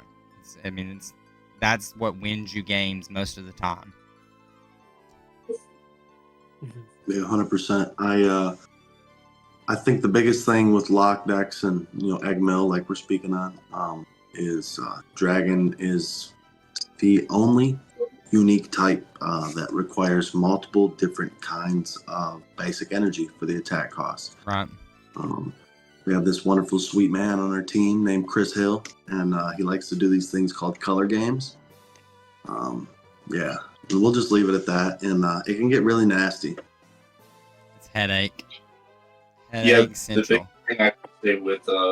biggest thing I could say with Eggmill is like when you're not allowed to play set items, it just becomes Pokemon and your energy cards. So it's Michael Jackson and a bunch of Tito Jacksons in your hand. And, he might flip a heads and bring a basic that you want and that you were, conscious of not putting into play, that you can't quick ball away because you're item locked and, bring the Dragon to the bench or something like that. It's just, not a lot of stuff, because even if you have the Clara, even if you have the Night Stretcher to get those energy back, you just can't play them. And that's like the tough part, like Ghoul said, that we don't struggle against control decks, we struggle against lock decks.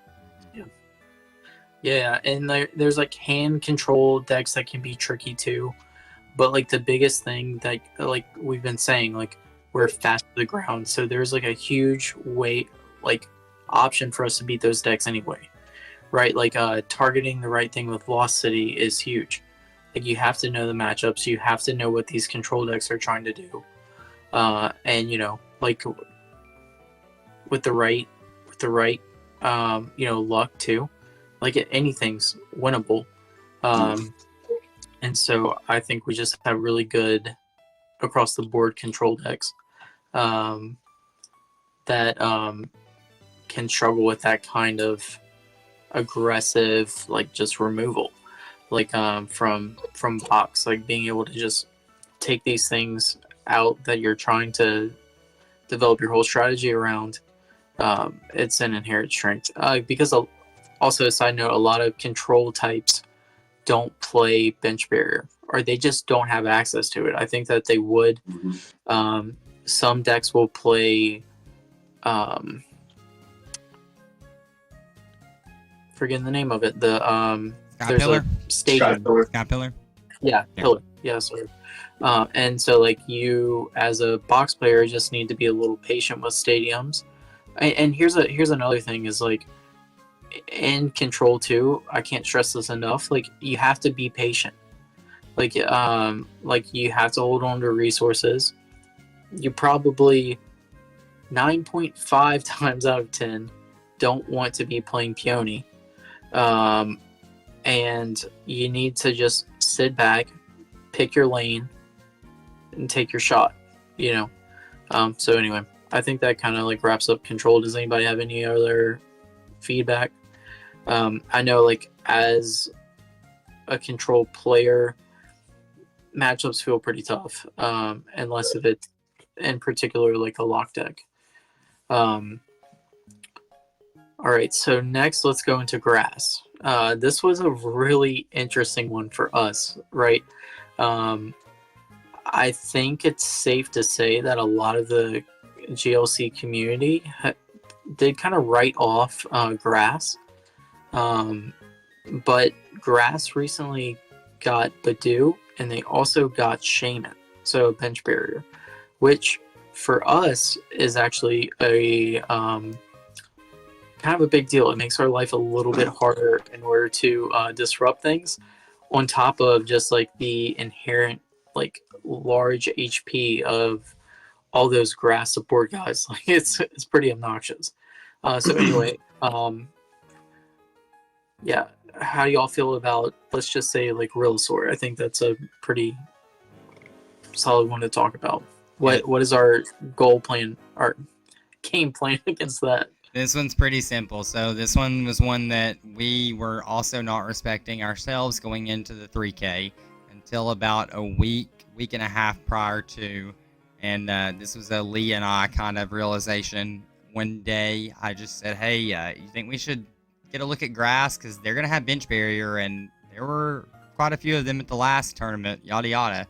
One thing led to another. We sleeve up a grass deck and it was a nightmare for a few rounds. I was playing the grass deck, and I felt like I was in a very dominant position most of the games.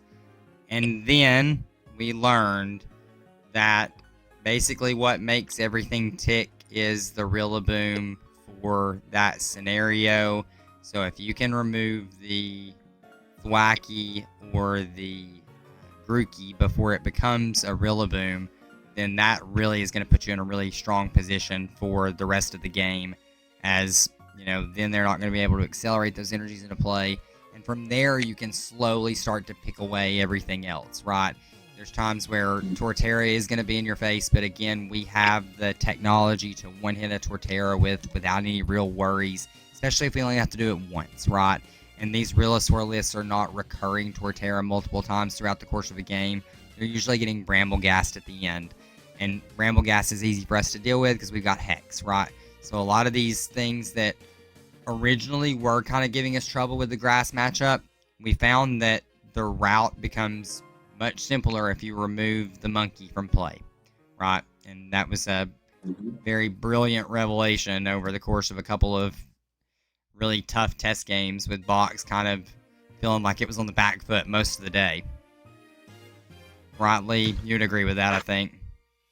Yeah, I mean, it's crazy that we'd be more afraid of the grass monkey than the fighting monkey, Yeah.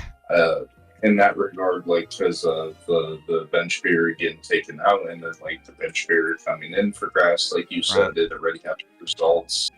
Well, not results, but, like, people were playing it, and then, bench barrier brand new, like, them guys get 170 plus. Like, I had myself questioning, like, I had to go through a very steep learning curve there. That was I didn't respect. I was like, grass, are you kidding me, dude? Like, we're wasting our time. And turns out you had Lee Hoffman ordered, like, looking at Gravity Mountains and TCG player, like, dude, this might be the answer. Like, turns out, finding sniping the monkey is the big one there, And because, like you said, like, Torterra could be in your face, but if they have the monkey behind that, being like, all right, well, I'm gonna power up this guy next. That's kind of like where they not get ahead, but like they could even just stay even with us, right? Just trading. We don't want them to be trading with us. Is the thing. Yeah, we found out real quick that if you take Rilla out of the sore, if you take the Rilla out of Realisaur, it makes them real sore. Real sore, baby. Yep, exactly. Yeah.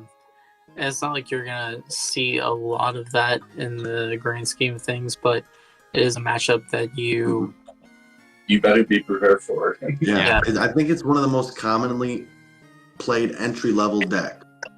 Mm-hmm. And the thing, too, is, like, it might seem simple to, like, Lost Zone the, the monkey, but, like, do it under item lock. It's a matter of, like, learning when to do it too, like once like spreading energies, because we are also even having trouble with like disruption plus dealing with Bramble Gas too. But the obviously the earlier we can take out the monkey, the less that Bramble Gas is going to be swinging at us anyway. So we found that we just didn't really care about the Venusaur. Like, that's the grand scheme. Like, we said all that to say this, is that the target in Rillaboom Venusaur is Rillaboom. Don't worry about the Venusaur. Let that thing be there, and they will be slower than you will be, and you're fine. As well as the Torterra, too, right? Because we realized that if they're leaning into a Torterra, they got Groudle with an energy, right? But they also got Grookey on the bench. Take out the Grookey, the Torterra usually is not hitting for knockout. Right. Yeah, there were so many games where Torterra was just hitting us for 100, and it's just like, okay. That's fine, so that's grass. We talked about Eggmill a little bit. Double hit grass. I mean, we don't have to go super into it, but that matchup, like Loki, can be a little scary, right? Get itchy. Yeah, I think the deck is inherently inconsistent though, and so a lot of times you can just run away with that, and then it boils into like, lost zoning their attackers. Once that's another deck that you have to focus on the attackers versus the support guys. All right, so next into that we have Psychic. Okay, so Psychic, there's quite a few decks in this category. Let's talk about the Monkey Dory Giratina matchup first. Simple. I don't want to spend like too much time on each one, so I'm going to give you very simple lines. What we learned from testing. Okay, this is what we learned. We learned that this is one of those matchups where you want to take the attacker and you want to send that thing packing, right? Giratina becomes your biggest problem child in the monkey matchup. Ghouls would put us through the ringer where ghouls would attach to Giratina on turn 1, and it was the most scary thing that we could have in our face. And you know how we remove that? Guess what? We just use our Lost City on that guy and say you're getting 1 hit, you're getting 4 damage counters with your monkey, and that's it. You know, we're not gonna worry about it the rest of the game. You know, Mimikyu is another one to premiumly. You know, if you can get a Lost City into play and knock out a Giratina and then force them to attack with Mimikyu, you also are forcing them to remove that Lost City.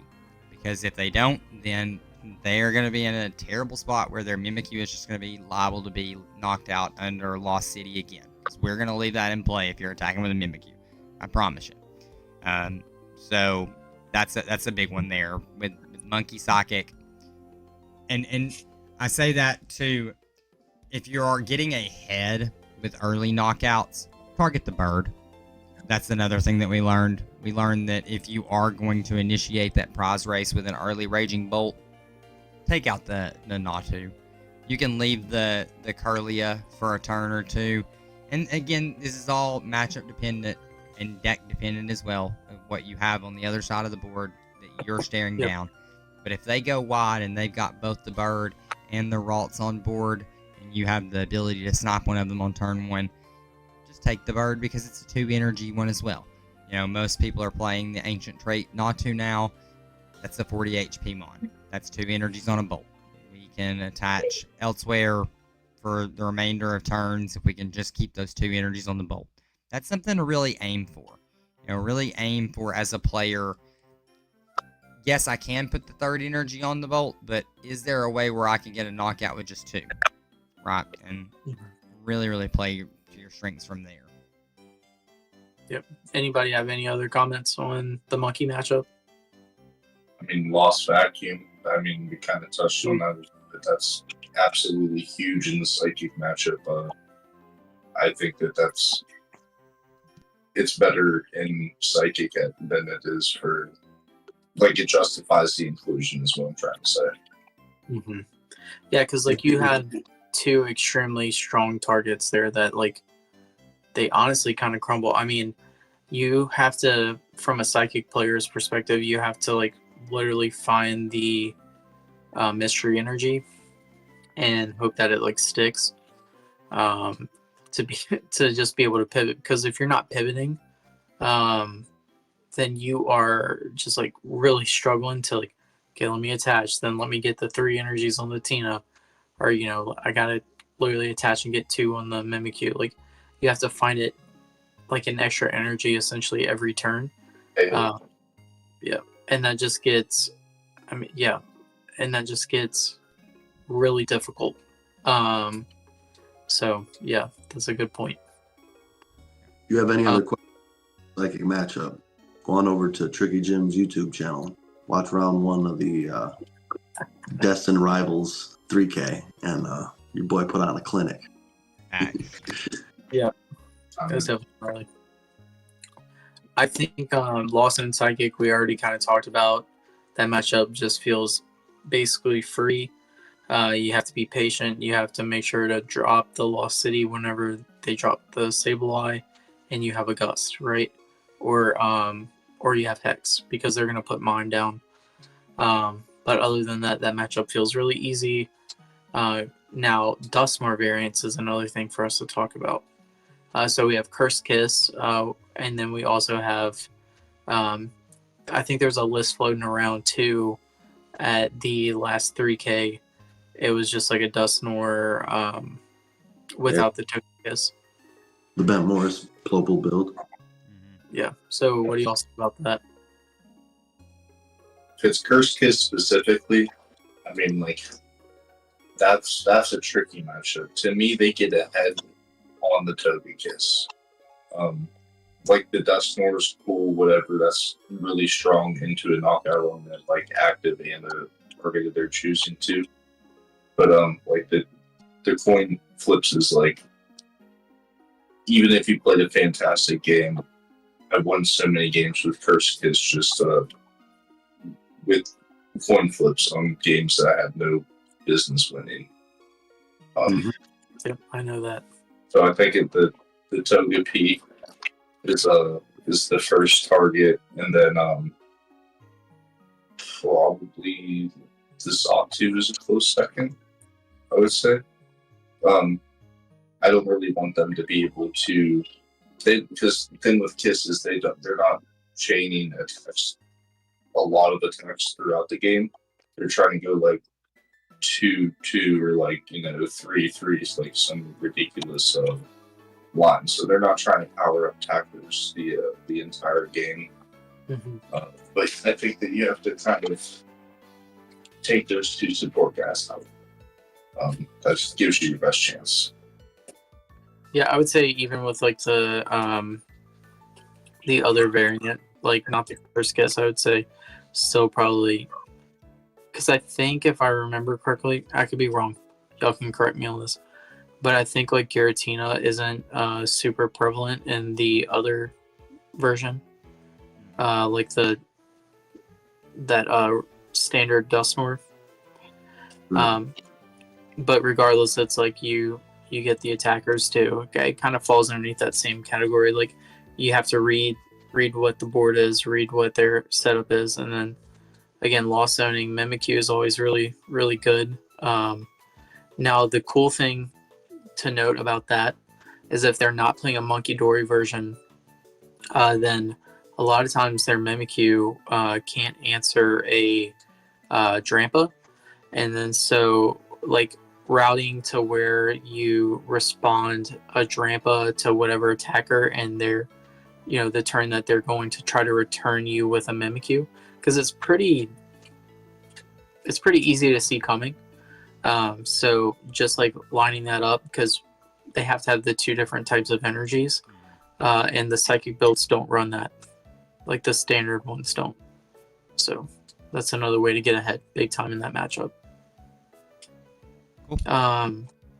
Yeah, so let's I think let's do this. Let's just speedball a couple of these tops, like, because we can loop a couple of these in together with the way that we're trying to like really kind of attack these strategies. Like Dark and Fire, I would say you are really in a position where, because of Raging Bolt and because of Lost City and because of neither of those tops having the ability to have a bench barrier Pokemon, then those are tops where we can just kind of get ahead and stay ahead, right? Use your HP boosting tools to stick a large Raging Bolt in the active, let it take a couple of knockouts on things that are way more important than itself, and even if it gives up 2 prize cards, kind of like Spencer had done in the Psychic matchup on stream, you just get to a point where they have no support and their deck is built to have support. Our deck is not built to have support, and we just continue to do the things that we wanted to do turn and turn and turn again. We're hitting Raihan, we're hitting our Clara, we're hitting our, Versus Seeker for any of those plays back again. We're hitting our Melas, we're rolling, right? So just take those tops and do away with the pesky support as quickly as you can, right? So for Dark, that's going to be the Life Hard line.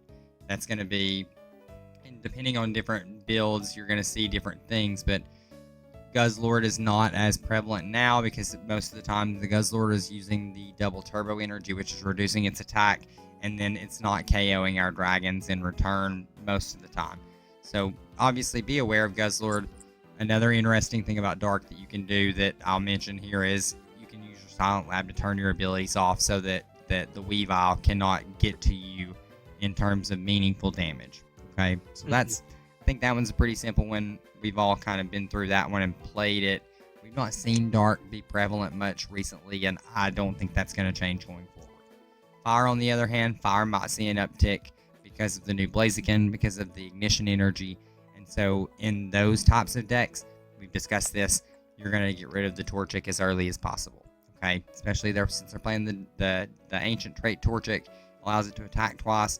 You don't want that thing blindsiding you or crisis punching you at the end of the game twice. So let's just send that guy packing early, and he will not be a problem, hopefully, the rest of the game for you. Lee, Spence, you guys got anything on Dark Fire?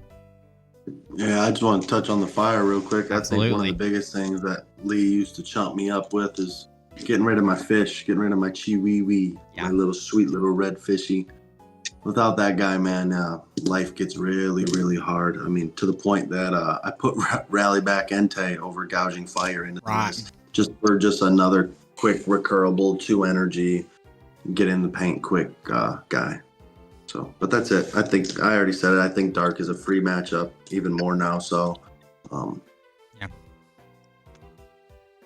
I'm okay with saying Dark is free, and if the Torchic and the Chi are definitely the way to go with fire for sure. Sure. Now, metal's kind of a little bit. Go ahead, goalies. I'm sorry. Oh no, go for it. Yeah, metal's a little bit different. Metal is one of those types where they're going to have some guys that are a little bit bigger on the scale of things. Now, obviously, most metal decks, you are going to see support in the form of Matang and usually the Bronzong line as well. So you do have ways to be able to snipe the bench there because, again, no bench barrier in metal, and some of their guys are small.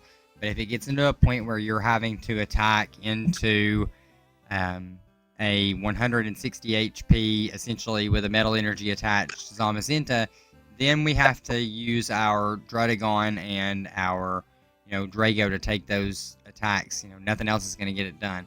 So just be careful about, and this is going to be universal, okay? Be careful about putting your Lost Zone into play, Lost City into play on a turn where you plan on using your Druddigon. You do not ever want to be in that position because that's the worst thing that can happen to you as a Dragon player 9 times out of 10. If you lose your Druddigon permanently on a return KO because you initiated Lost City, that's not really a good place to be. So use that card sparingly in the metal matchup. I think that, getting rid of the Bronzong doesn't seem like a bad shout because of obviously energy retention over the course of the game. They're going to have Metal Saucer, sure, but their ability to bring back those energies from the discard pile and make them meaningful, it really hurts if you take out the Bronzong specifically, right? I think Lost Zone target easily for me is Zamazenta. Yeah, obviously, for sure. Yep. Yeah, absolutely. Yeah, but like early turn snipe, get that Bronzor. If they're not going second, they can't use evolutionary advantage. Use that to your advantage. That's another 50 HP Mon that you can only take advantage of the 2 energy attack with the bolt. So, perfect. And I think another thing too that I believe we're all pretty consistent on the mindset of the matchups where we're lost zoning the attackers. I mean, if the world is round and perfect and everything's spinning correctly, all right, we're gonna gust down the attacker, right? But I think usually how we prefer to let it happen is we'll let you take 1 knockout with it. That's cool, because we're gonna continue to do what we want to do, right. And that's prepare for 6 prizes. And if we prepare and execute that plan before you can, we win those games. Yeah. So yeah. Yeah, I think we'll touch on that in a second. The sequencing aspect is massive about that, and that's a really good point. Is like a lot of times, you think that you have to be the aggressor, but sometimes it's just about letting them feel like they're safe, and that they're gonna come out and use the attacker that they want to use, and that's exactly where we want to be able to. Come up with the Drampa or something, and then just boom, Lost City, knockout. So yeah, that's really good. The next and final matchup is actually Dragon. Yep. Which, there's two perspectives here now. There's the mirror, and then there's the evolution dragons, which, I'm just gonna start off with evolution dragons real quick. I'll say this: people need to just like get past that. That deck is horrible, and I think people are just stuck in their ways. But the deal with that matchup, I found that it's very it can be threatening at the beginning, like because they have a lot of the same tools that you have. They have DDE, they have Crispin, they have all these ways to like return and even put pressure on you first. But man, I tell you what, that deck folds late game to being able to keep trading like over and over and over again. And even the biggest part of that conversation is that their attackers discard cards off the top of their deck, which can be really, really detrimental. And then also there's just the argument that you can sit back and snipe to their basics while like with Bolt. Like Bolt's not a great attacker for them into us. And so you can really get ahead, just throughout the game by removing like the Garchomp. We even have ways to like mitigate the Garchomp turn where they come up and have the invincibility because of Raging Bolt, right? We can sit there and just like, okay, like, yeah, you're going to take a knockout, but I'll just snipe around you and like take out your whatever the Dragapult's middle Draco. stage is. It Yep. Draco. Yep. Yeah.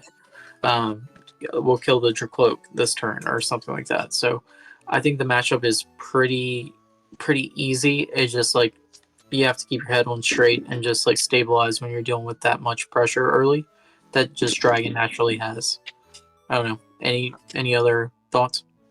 No. Yeah, I think that you were right too about like their later game stuff. They have all the tools early to threaten us, like you say, Crispin, use all the DDE, all this stuff.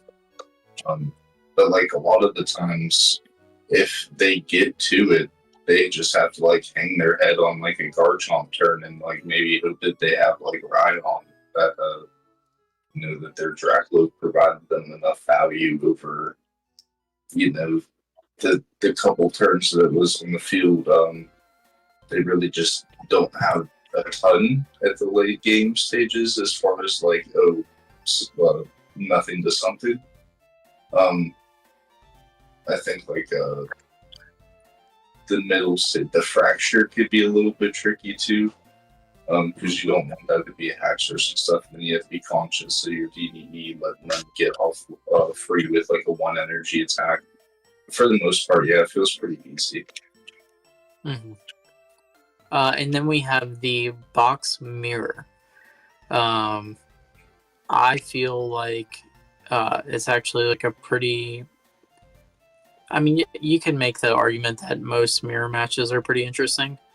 But this one, I think there are some like really key moments that dictate who's going to win. So what... For me personally, I think that Silent Lab is huge. I think that being able to like do what you want to do and then shut off the opponent like early is like pretty important. And then there's like the tool removal is also like the really big factor there for me. Being able to shut off the baton is massive, and also being able to stop the retreat tools is another big target. I personally don't think Luxcape is that big of a deal. Leave it alone. I think you just hit it. Yeah, you just hit into it.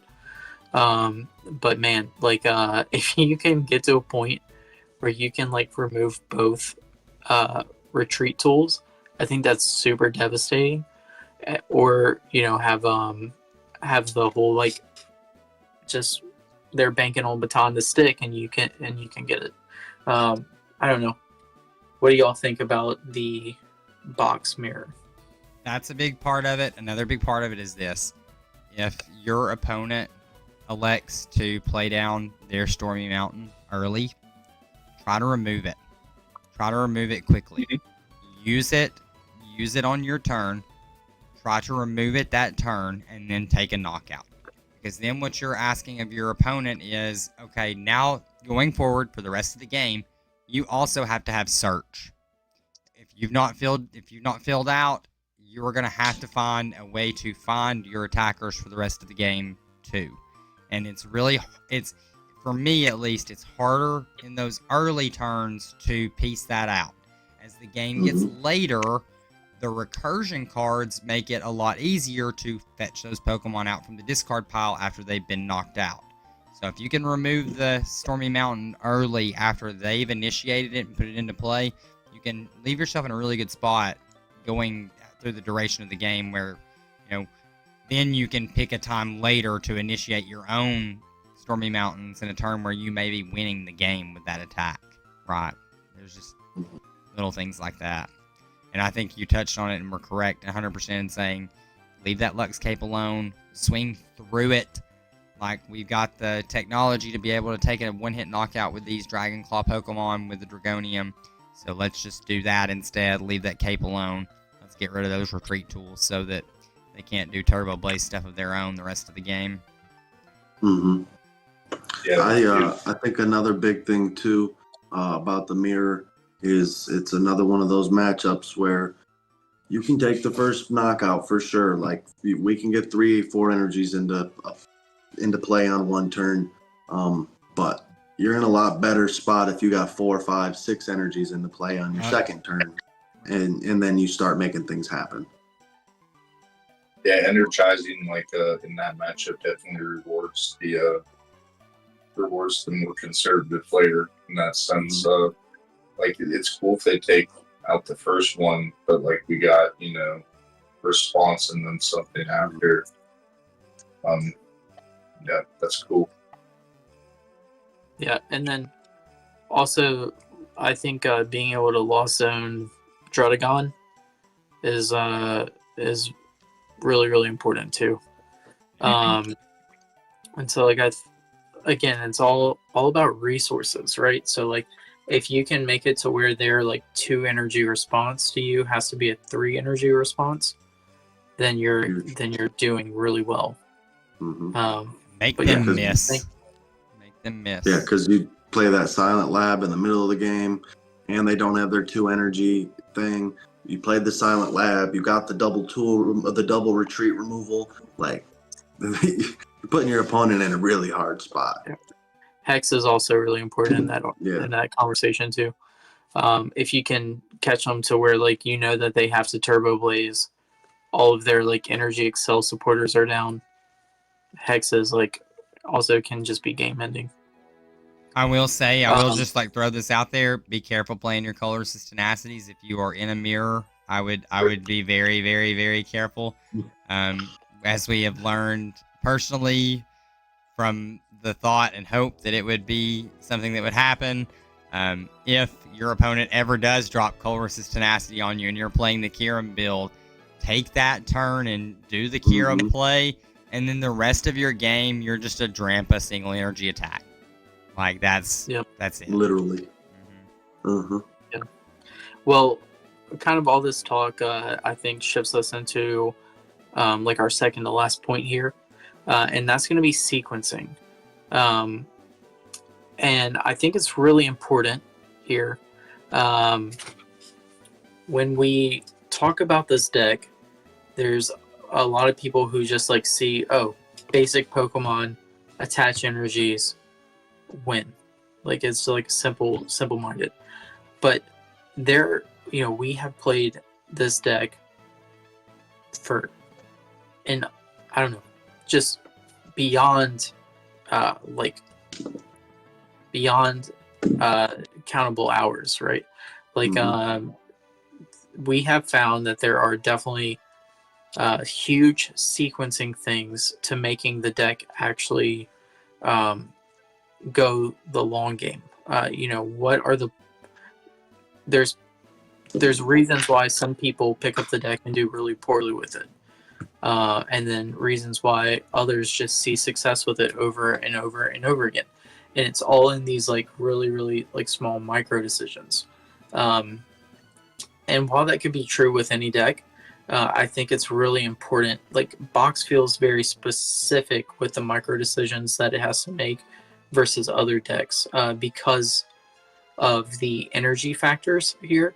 I think it is a energy management deck, and the fact that you have to really plot out, the colors, because our attackers are so specific, and that goes into literally, like we were saying earlier, like turn one energizing.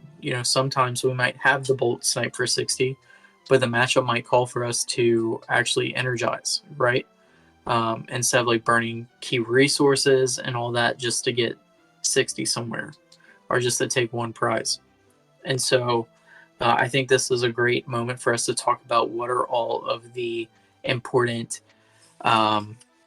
sequencing things that really separate great box players from like your average Joe Stros. We touched on a few things already. So we touched on, going wide with our energy. I think Logan was talking about how you really only want to commit 2 energy, maybe 3 max, depending on what you're staring at across the board with the bolt. And other than that, like, how are we, and besides the TM energizing, how are we properly sequencing our energies? What are we looking for throughout a match? Yeah. Well, the first couple of things I look for is, like you said, the end game kind of things. Like, not only do you have to look for your Pokemon and your DDE and all that stuff at the start of the match, you need to know if you have Clara, you need to know if you have Energy Retrieval, and you need to know how many stretchers you have. So, aka your recovery, because your recovery becomes your attack. With Clara, it's literally just the Turbo Blaze attached Dragon Revenge with one of your stretchers and energy retrieval, which could be like a Peony, which is aka second Clara, or third if you have Versus Seeker. You need to know how many times you can do each action. Yep. And I think that's like one of the big things is like, sure, it's like super oppressive and like first to swing, but it's also super reactive closing games. Having answers to their questions after they have stuff in our face. You got the Z, you got X, Y, and Z. But I think that those are like one of the big ones where you go from good to great pilot. Yeah, and this deck, I will say this is just specific to the deck. This deck is one of the best decks in the format in looping a certain Pokemon attack turn after turn after turn after turn. Okay, like Lee just laid out, there's a way in a world where you swing the Dredagon 3 times in a row, and it's not uncommon. Okay, after we get through those early turns with the Bolt, then Dredagon is the main attacker and the main source of your fuel coming down the stretch. Now, another thing that I know that we like to obviously take count of immediately is that grass energy. You notice that there's 1 green card on the screen here. So that's a card that you want to be cognizant of when Regidrago is going to be useful in the matchup versus when it's not, so that you can either pull the grass energy or leave it for later Crispin turns. Another thing that we're big fans of doing is leaving the lightning energy off of, say, a Professor's Letter search. Right? You got a Professor's Letter search early in the game, and you can search out any 2 energy, and you don't need a lightning energy. Leave it in the deck for Volkner later. These little things that will add up over the course of the game, those are the things that will make you a better box player over a long duration of time. It's going to take practice, and it's going to take games, and it does take making mistakes to learn how to fix what is going on. I literally, I play box inside and out, and still there are times where I get caught overextending with a bolt, right? It's just so easy to do. You have to force yourself into the mindset of, like we've said, and especially with this list, don't be afraid to take a step back and get your energies out into play and play the long game. This is not a version of box that feels like it fizzles as much as some of the other versions that we've seen over the past couple of hours. This is one of the most sustained, tested, and versatile ways to play this deck that anyone can imagine. Adventure Bag becomes these amazing plays where we're turbo energizing into Dragonium the next turn if we need it, or turbo energizing into a Lux Cape to keep a guy around for a couple of turns while, like I said, we're taking these knockouts. It's all in the sequencing though, and it's a good point to what makes a good box player much better than the next guy in the room, I think.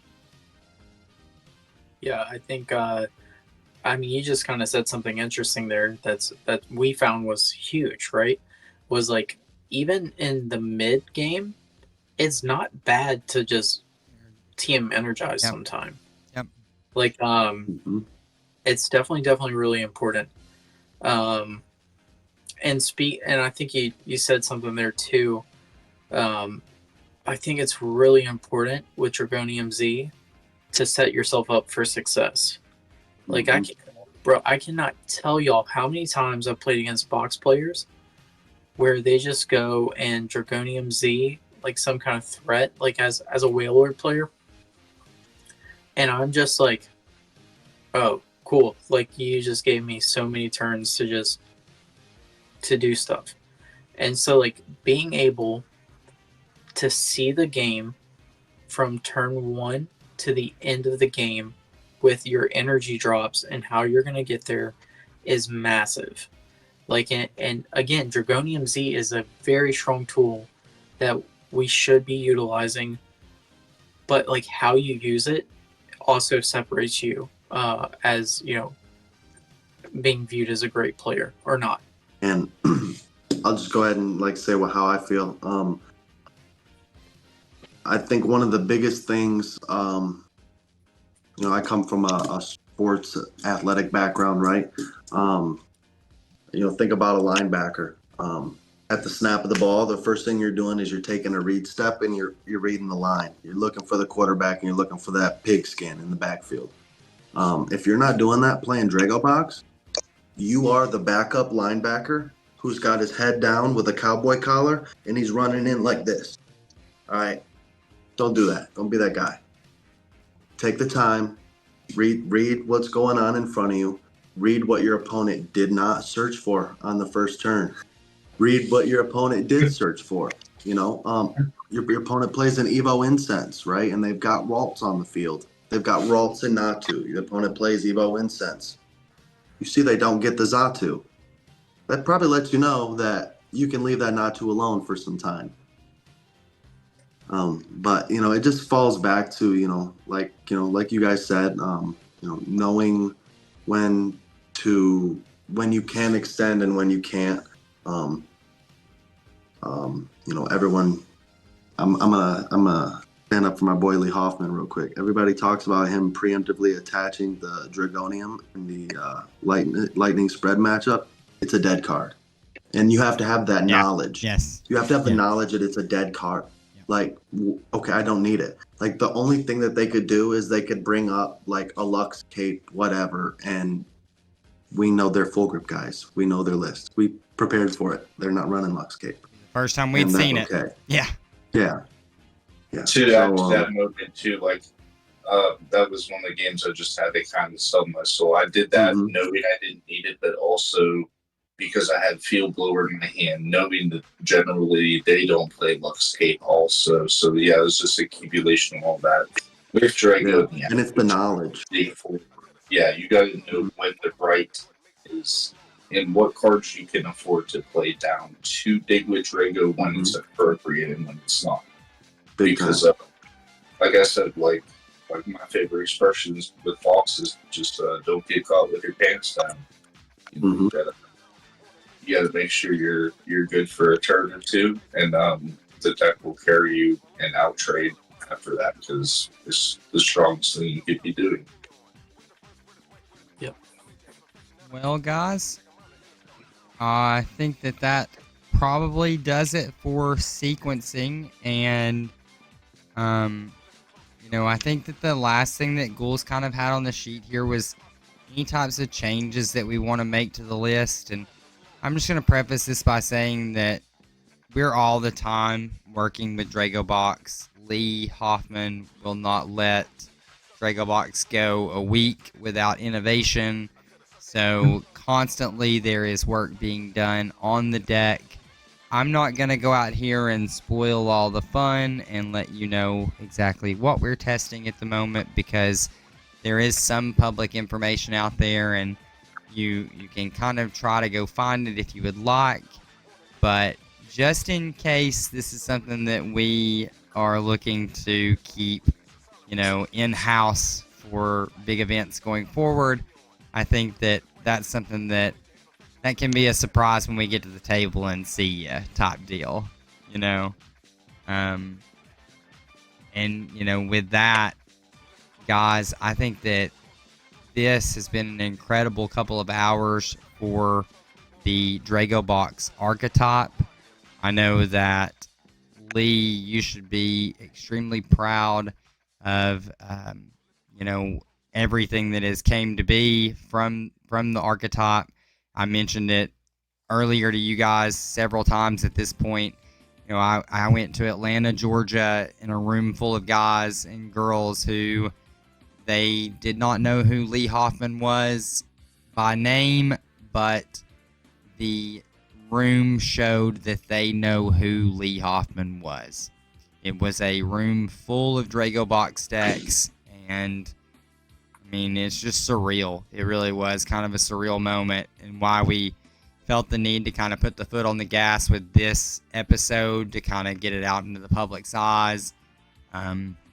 We want people playing DRAGOBOX. We've said it. You've heard it here from multiple of us at this point. It's one of the most addicting decks to play in the format, and I think that's what's so captivating about it, is it just draws you in and makes you want to try more.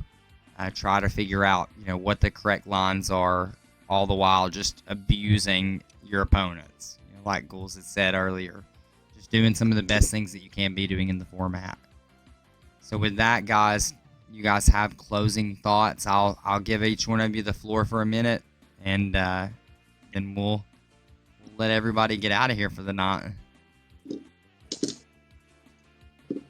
You guys Go go. ahead. Yeah, I'll save go Lee first. for last. All right, I'll go first. All right, all right, all right. So, in closing, I got one thing to say. Kyurem is real. Kyurem is real. Kyurem is really real. Don't let your friends talk you off of it, huh? No, don't let them. Even if they tell you that, you know what, you go ahead and use that at the bottom tables all day, man. You look at them and you say, Kyurem is real. I That's it think for me. few closing statements. Histu and Heavy Ball better be in your DRAGOBOX list. Lee Hoffman. Lee Hoffman. One play without it. Yeah, okay. And I think that the deck in general is just super cool. Like it's it's such a cool. It's a little bit maybe controversial, but I do think that DRAGOBOX is cool for the format because what it does is it makes people have to adapt. And it's been really fun to see the effect of this deck that it has had on the format, right? Like, it's not that you're just going into a room of people like in Atlanta and playing, and it's just filled with box, right? Like at NAIC, box was everywhere. Mm-hmm. It's like that deck's existence alters how other decks have to be built. and that is wild. Like that in itself is like super cool. That's like probably one of the biggest compliments a deck could have, right? Is like, oh, I've got to accommodate for this. Or you can be a Hydro Pump player and not play Manaphy. That's fine. We're okay with that. Don't do it. But like literally, like all jokes aside, like the deck is just inherently fun, like, and it's like to play. I think it forces you to see the game in a little bit of a different lens, which is really cool. And I think moving forward, I think that the deck is positioned really well still. I think that, you know, yeah, we have a few things to figure out. But the deck is still inherently strong. I think the deck still just, you know, it asks a lot. I've been saying this. It asks a lot of questions really quickly. And, you know, if you answer a few of those wrong, then call it a day. So, anyway, just really proud of the team and how we've been able to all work together. And again, we have we have 4 different personalities here, 4 different ways that people play the game. You know, we talk about it pretty frequently that, like, okay, you give us all the same hand. Maybe there's some different sequencing that happens, like, initially, but, like, you know, we have things we agree on for sure. But, like, those different play styles have really took Box to, like, the level that it's at. And so, like, just big shout out to all you guys, and it's been an unreal journey to, like, build decks with y'all, and then also, like, just, like, see our creations, like, all over the place. It's pretty unreal. Yeah, and I think that if that leaves me with closing, you know, I just want to say, like, before I get into talking about my stuff, like, it's just been a dream come true with, like, you know, building the deck and, you know, brand and everything, with my best, like, friends for it, and people that I look up to as competitors, my peers, like, people I see as my peers. It's just been a wild ride from the start to now. Me having all these aspirations in the beginning, you know, just me as a player, like, I've always just wanted to be great.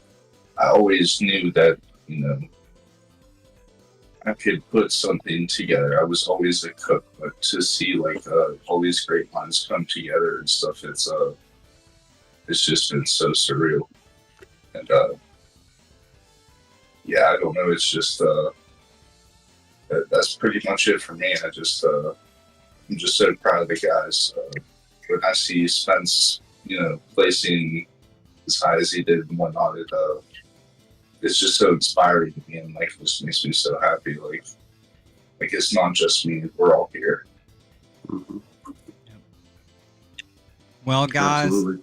with all that being said, from the Turbo Blaze guys, Chris Goulshill, Lee Hoffman, Spencer Batten, and myself, Logan Davis, from the guys who brought you what we're calling, man, the most influential deck of 2024 going into 2025, 2 years running, the DRAGOBOX.